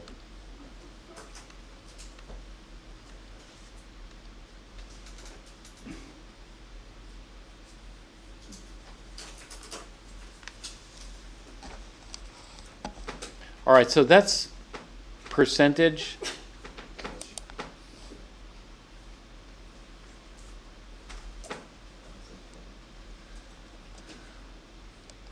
Let me skip this one here. We could do other ones. So, for example,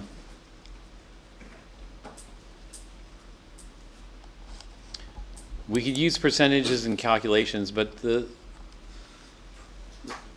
thing I want to do here is talk about how to determine formulas.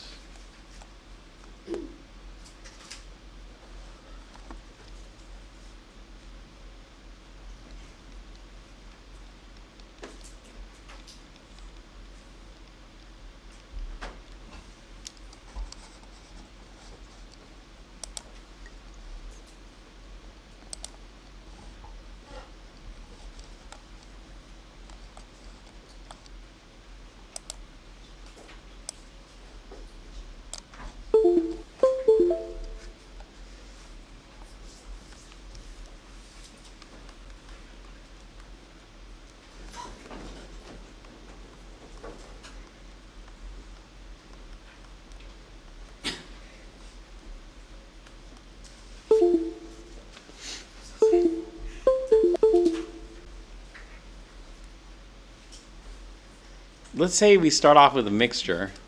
If you start off with a mixture, what we want to do is there some animal back there or something? I got it.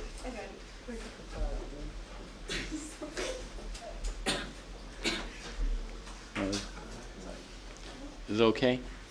Okay.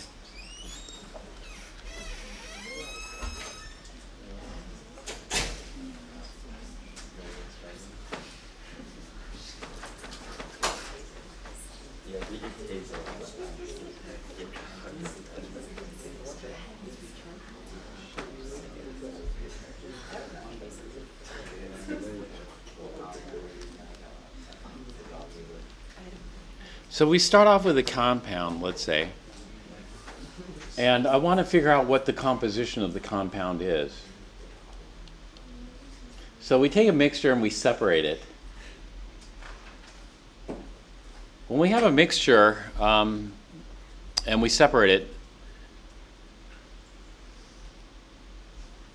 can we use a physical separation or do we have to use a chemical separation? Chemical, For a mixture? physical. Physical. And so we separate these physically. And then we break them into components, and hopefully the components are compounds and or elements. If we have a compound, what is the composition of that compound?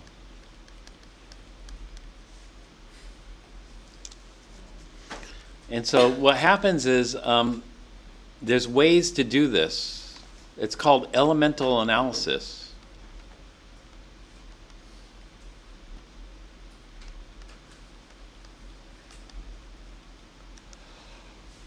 So, like on the moon, you know, on the moon they want to know the composition of a rock, something, and so they'll do elemental analysis. All the rocks are mixtures, and so they'll probably look at minerals in the rock. In other words, elemental analysis is a thing we term chemical analysis.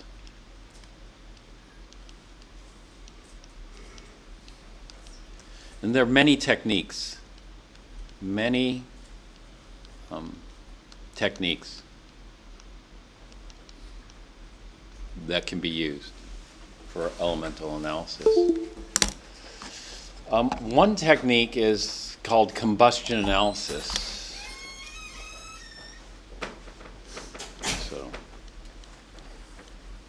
So if you have some kind of unknown compound, if it burns, just burn it.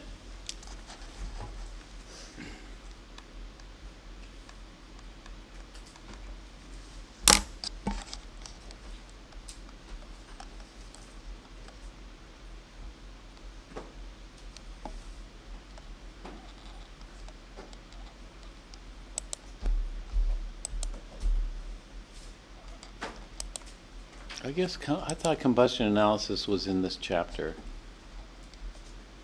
Maybe I'm mistaken.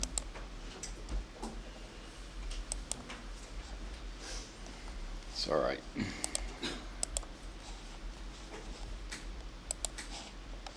Okay, when we do combustion analysis or some other technique like this, from elemental analysis we get the grams of each element present.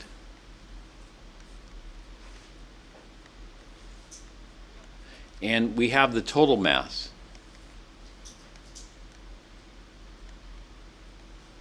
From the grams of each element present in the total mass, we get the percent composition by mass.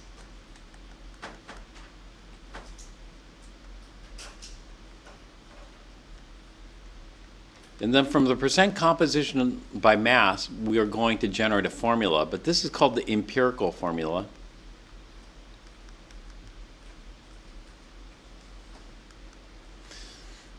Which is fine for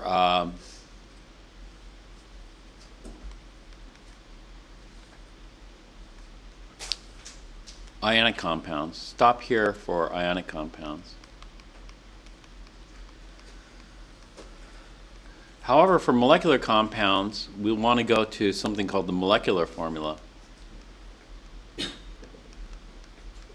And the difference between the empirical formula is the simplest whole number ratio, whereas molecular formula is the formula of the compound, the molecule of the compound. So let's talk about the empirical formula first here.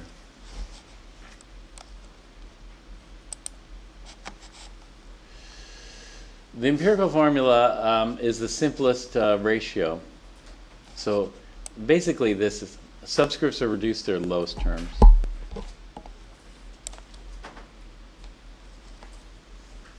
So let's say I have a molecule. The molecule contains 4 carbons and 10 hydrogens. So this would be the molecular formula.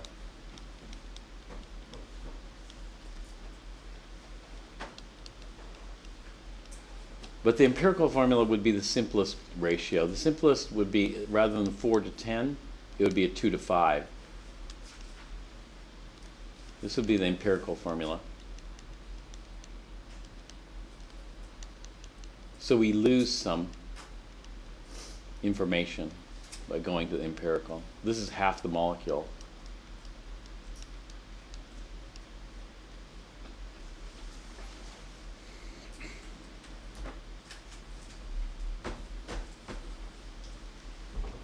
So if I look at glucose, a glucose molecule is C6H12O6. And so a glucose molecule consists of 6 carbon atoms, 12 hydrogen, and 1 oxygen.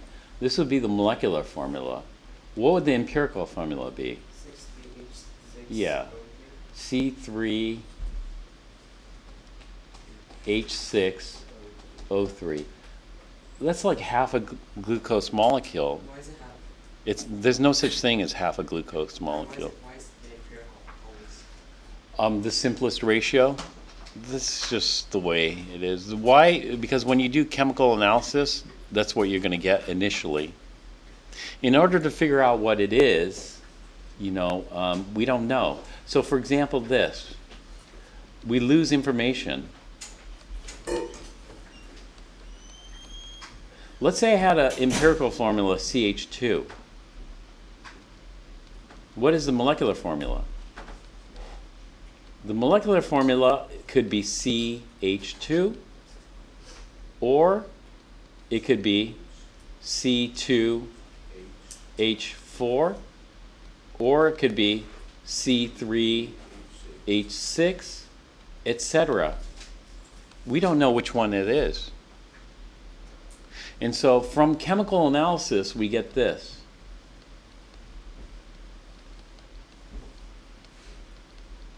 From chemical analysis, we get the empirical formula. To take it one step beyond to get the molecular formula, we need another analysis.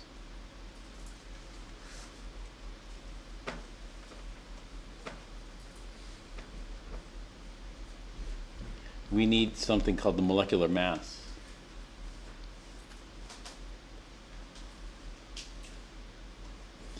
If we know how much the molecule weighs, then we know which one this is. Can you weigh an individual molecule? No. Actually, yes, you can. Yeah. Do you know what instrument can weigh individual atoms? Spectrometer thing? Yeah. Spectrometer thing, but what is it specifically called? Mass spectrometer. Well, you can feed molecules in. Sometimes the mass spectrometer breaks apart the molecules, but from the fragments you can figure out how much it weighed if it breaks apart. Sometimes you can gently ionize these and then weigh the molecules individually. So let's say the molecule weighed 28U. If the molecule weighs 28U, which one of these three is it? The top, the middle, or the bottom? 28. Yeah. You feed the molecule into mass spectrometer and the molecule weighs 28U. Which molecule is it? The top, the middle, or the bottom?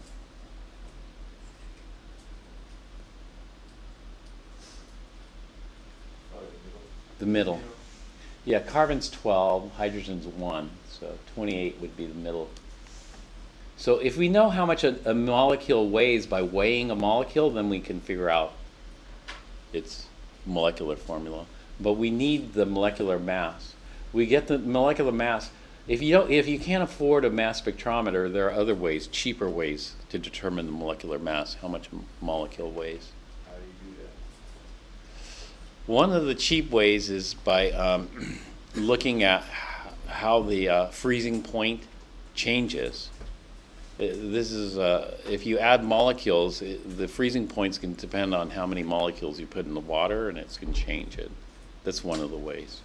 There are other ways. So what we're going to do is we're just going to determine the empirical formula from the percent composition.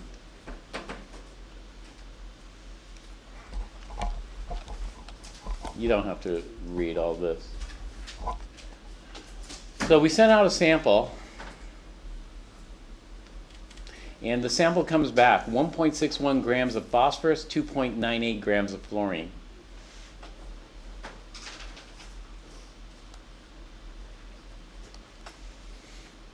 Okay, and so there are two ways we can do this. We can go from grams, okay.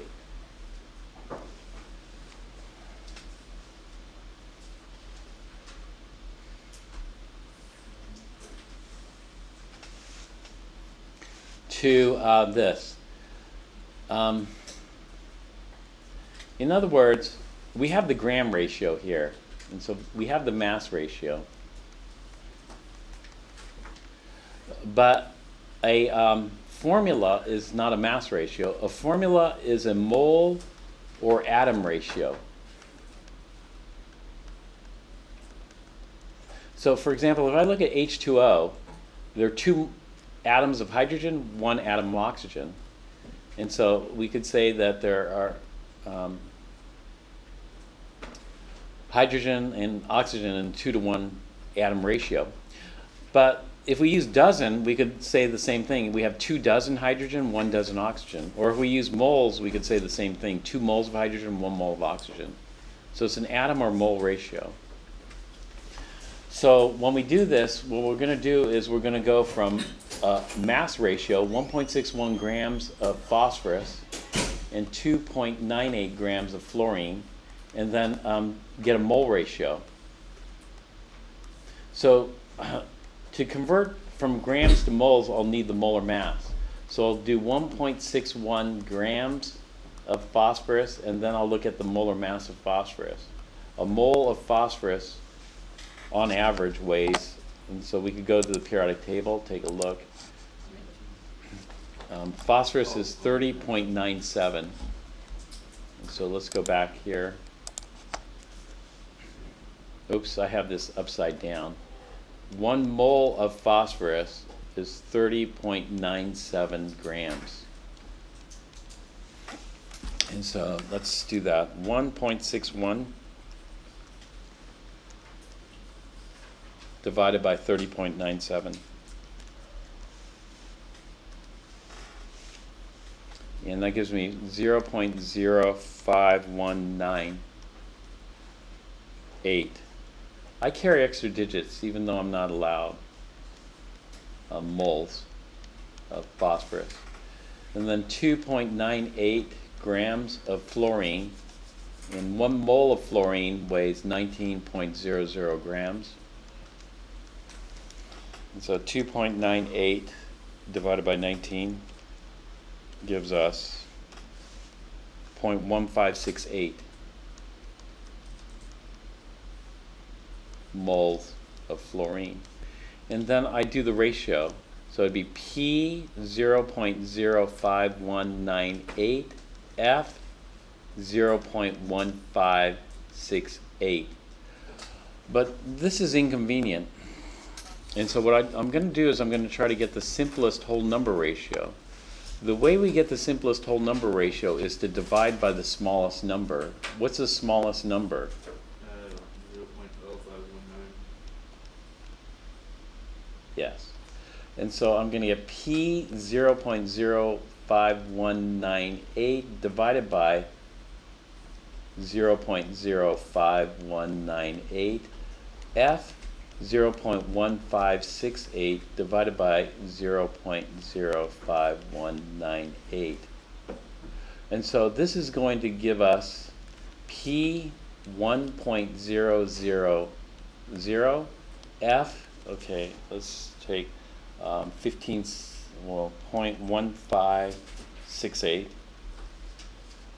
divided by 0.05198.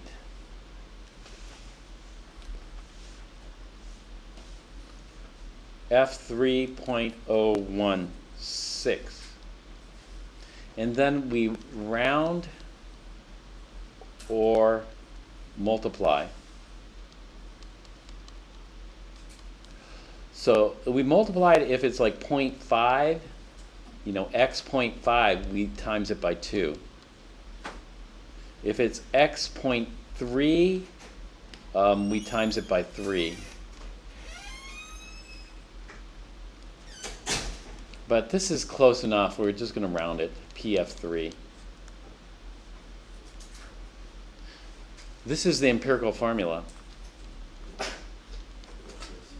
Now what I have to do is this a molecular compound or ionic compound? This is a molecular. How could you tell? It has a number, a mass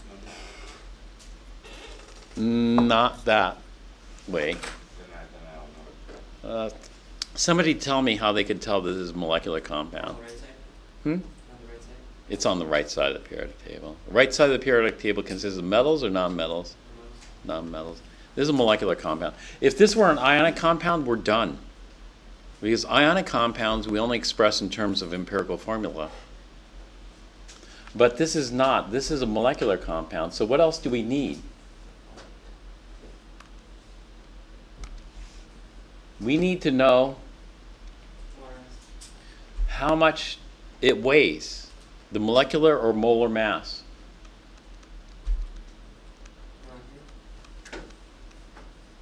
The actual, experimental.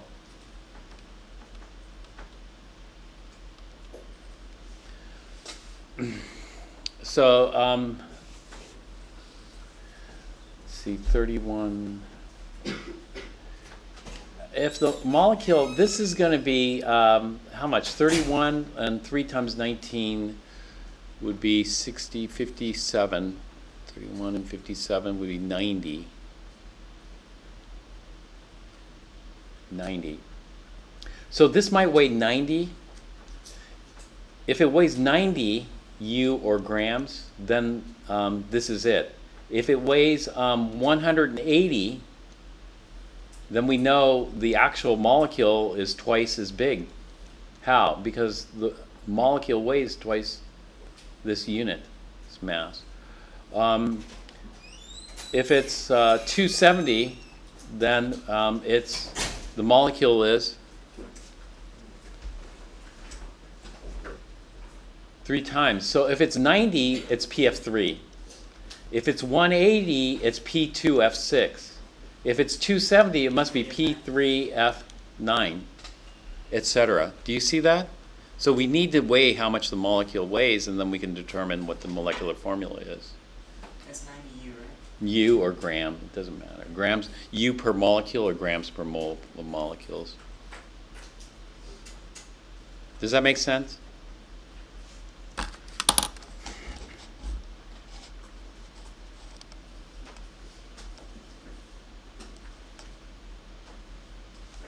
What if we're given percentage instead? If we're given percentages, what we do is we do this.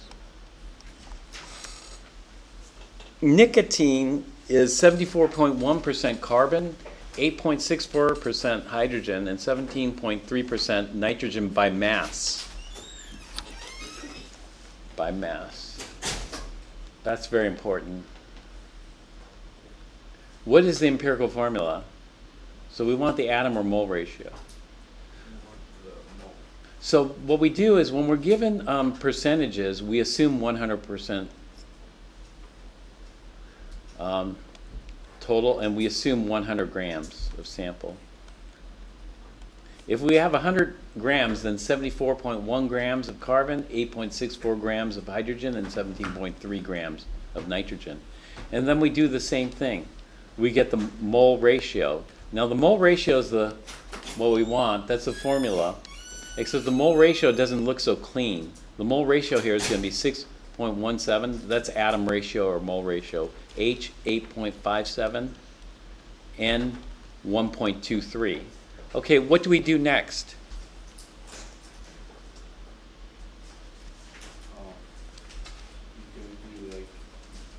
We want cleaner numbers. Yeah. And so go ahead. Jason. Yeah, and so what's the smallest? 1.23. So this is going to be C 6.17 divided by 1.23, H 8.57, divided by 1.23, and n, 1. All right, and so let's see what the numbers come out to. So let's go 6.17 divided by 1.23. 5.016. So C 5.016, H 8.57 divided by 1.23, 6.967, N. All right, what we should do is just round these. I'm going to round it to C5H7N. Does that look okay? Why? The charges don't match. Oh, we're not doing the charges yet. We'll look at the charges later. Carbon has variable charge, so nitrogen has variable charge too. And so the charges actually are okay. It doesn't matter if it's uneven or even, you know. We could have odd number. This is what we call the empirical formula.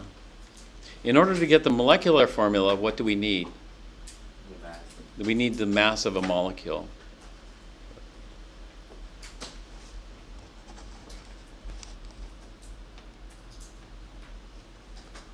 So that's what they got, C5H7N. Okay, determining the molecular formula, we need the mass to get the molecular formula. So a compound with the empirical formula C2H5 has a molar mass of 58.12. So C2H5 weighs 58.12. Find the molecular formula. Well, this is the molecular mass. Actually, we call this the molar mass of a molecule. The molecular mass would be 58.12 U per molecule. 58.12 U per molecule. How much does this weigh? So we got 2 carbons, 2 times 1201 is equal to 2402. And 5 hydrogens, 5 times 101 is 505. And so this comes out to 2907.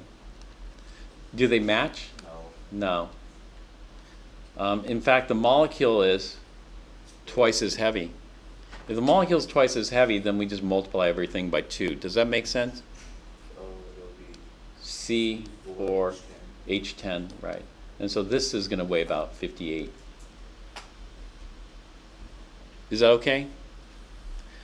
The other thing we could do is we could get the ratio. We take 58.12 divided by 29.07. This tells us how many times it is. It's 2 times as big. Or use ratio. This is what they did here. 58.06 divided by 29.06 means 2 times as big. The molecule is 2 times as big as the empirical unit. And so this is the molecular, this is the empirical unit. Molecular unit, empirical unit.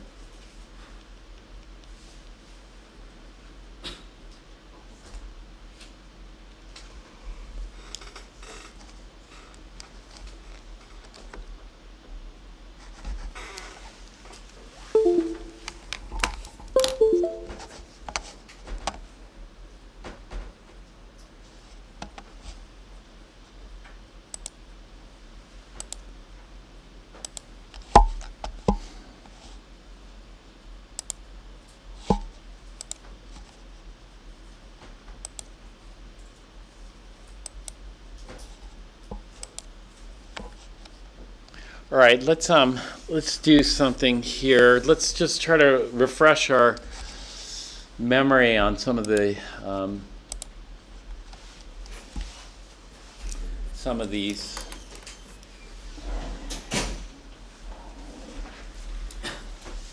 Maybe you can just tell me what ion,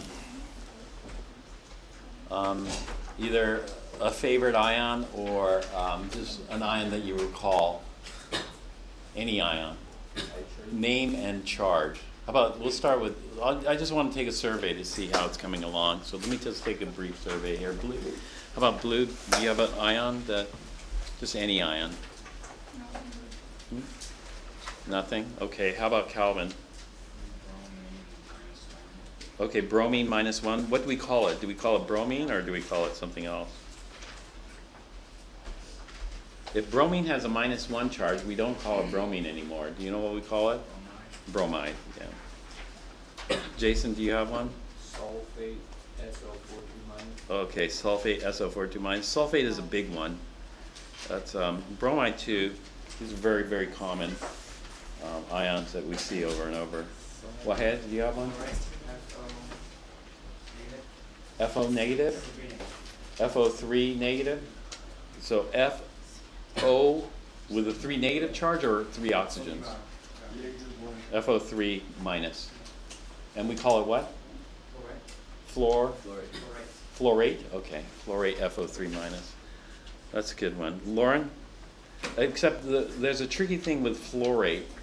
Fluorate is, like chlorate's no problem. And fluorate you would expect to be FO3 minus, but because of the way fluorine behaves, fluorate is not so common. Fluorate is extremely rare. Yeah, right. But it's okay. Fluorate is fine. You could just say that. Lauren, do you have one? Pass. Okay. Spencer, do you have one? What? So it's any ion. Just tell me the ion name and charge. It could be monatomic, like sodium ion, you know. Like iodide? Iodide, okay. I I negative, that's fine. Iodide is, one of the properties of iodide is it's easily oxidized to iodine. So if you have iodide, you have to protect it from light. You know, light can interact with iodide. Iodide's not the most stable ion out there. Like chloride's really stable. You know? Iodide is a little bit more, I mean, it's fairly stable, but a little bit more reactive than chloride. Devaney, do you have one? Oxide ion, it's 2 negative. Okay, O2 negative, oxide. Yeah, oxide is very common, except you don't see it alone. So for example, iodide, you could, if you have sodium iodide, there's iodide ions floating around, but oxide is a lot more reactive. And so oxide you find in combination with other species usually. Daniela, do you have one? Beryllium ion, Be2 plus. Beryllium is very dangerous because of the beryllium ion, Be2 plus. What makes it so dangerous is because of its small size. What happens is you need magnesium and calcium for normal functioning, bodily functions or whatever. But beryllium goes in there and replaces magnesium and calcium and screws things up biologically. So people don't like beryllium. You'll never see beryllium ion in this class because it's pretty toxic. So we don't work with beryllium much. But beryllium's used in a lot of applications. I have a friend that works at JPL, and he bought some surplus high vacuum equipment. And one of the pieces had a beryllium window. And he was asking, can I store it in your garage? But I didn't want any beryllium in the garage, actually, so I passed. Sabina? Okay. Silicates are really common for geologists, but they're pretty rare in this class. The only reason we memorize silicate is for the pattern. Sema, do you have one? Phosphate, PO43 minus. PO43 minus? Phosphates are really common. Phosphate, monohydrogen phosphate, dihydrogen phosphate, and phosphoric acid. Really common. Nicole, do you have one? Phosphide, 2 minus. Phosphide? With a D or with a T? Or yeah, or pick one that you remember. Any one that you remember. It could be monatomic. Or you could pass if you want to, if you need one. Pass. Okay. How about Nicole H? Do you have one?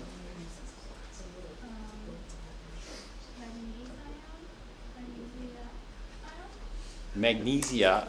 Magnesia, I haven't heard that one, though. Magnesia.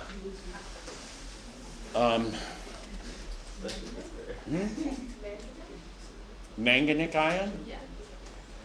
Manganic, yeah. What is manganic? Is it the Mn3 plus? Yeah, except the ick else, we don't really use those. Give me another name for manganic. Manganese 3 ion? Close.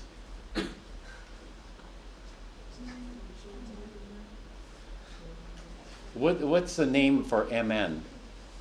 It's not manganese or what? Not manganese. You're missing a syllable.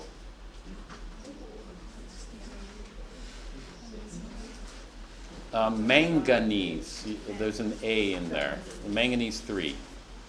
So manganic, what is manganese? Does anybody know manganese? 2 plus, yeah. Michael, do you have one? Sulfide, What's that? -2. Okay. Sulfur -2, S2 minus. Eric, do you have one? Carbonate, CO3 -2. Yeah, CO3 -2 or 2 minus. A lot of people with these ions, they say 2 minus rather than -2. It doesn't really matter, but the convention is people will say 2 minus, 1 minus, this kind of stuff. Carbonate's really common. Sulfide's really common. Jess? Ammonium NH4+. Ammonium NH4 plus. That's really common. Ammonium we use all the time. Sam? Manganese? Okay, formula?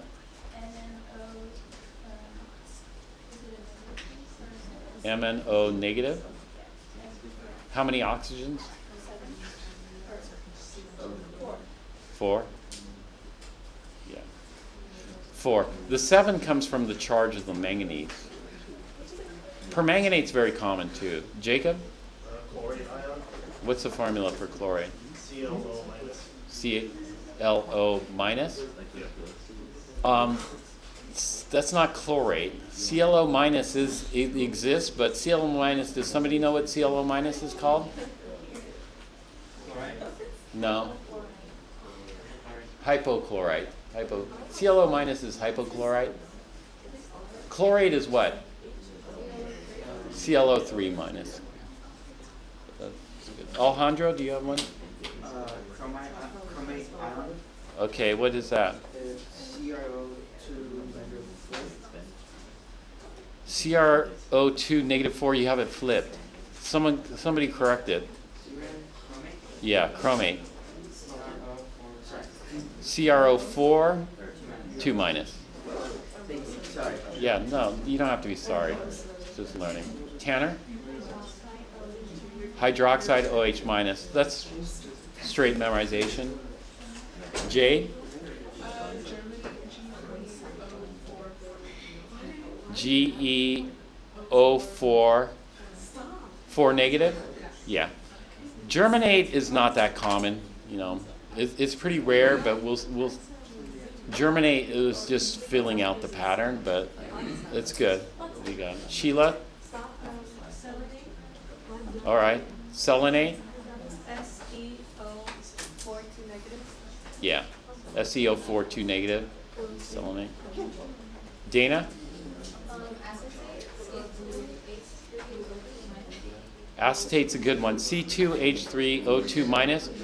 It's a good one because a lot of people get it wrong, but it's so common.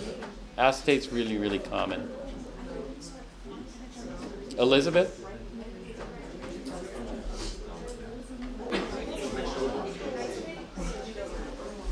Nitrate? NO3 minus. That's good. Nitrate's really common. Jackie?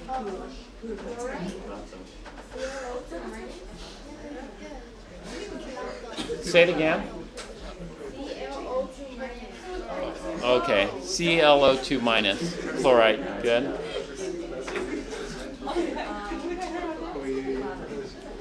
It's getting harder to hear. Bree? I'm going to be done in just a sec, so can you guys keep quiet for just for a second so I can hear? I can hear them. Bree?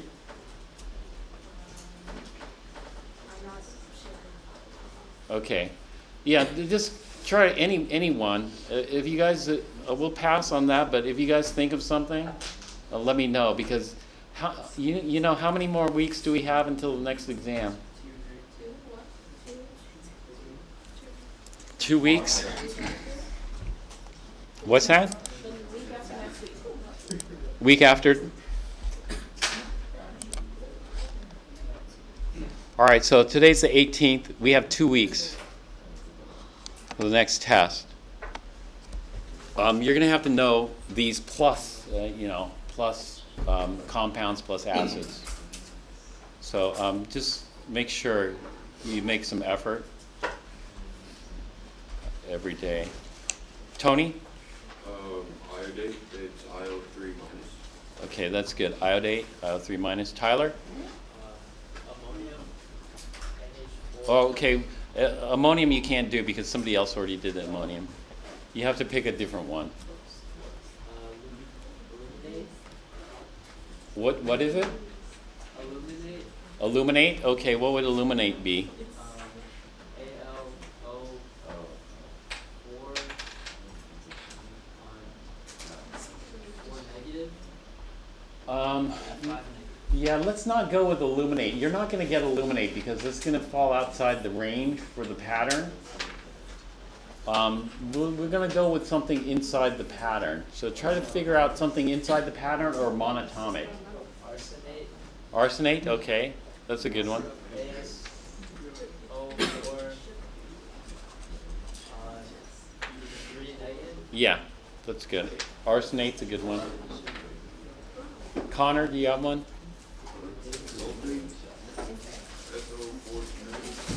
Somebody already did sulfate, so just pick something else. Cyanide? Or CN negative. Okay, that's good. All right, so what we're going to do is we're going to have a little quiz, I guess.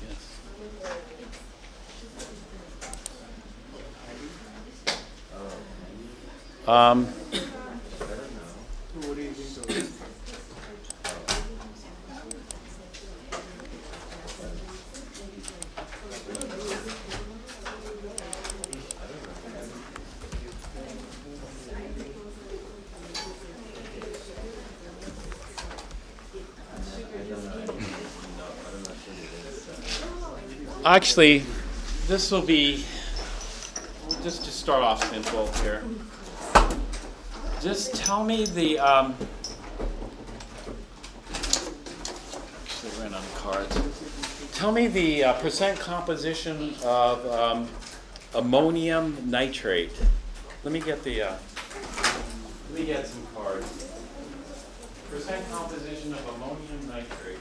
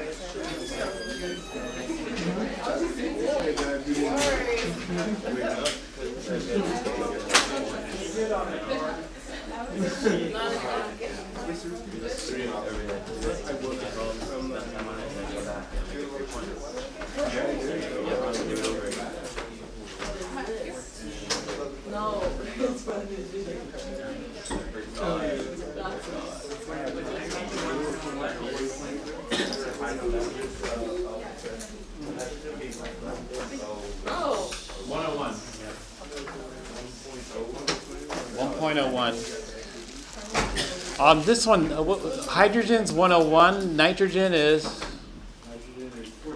1401, and oxygen is 1600.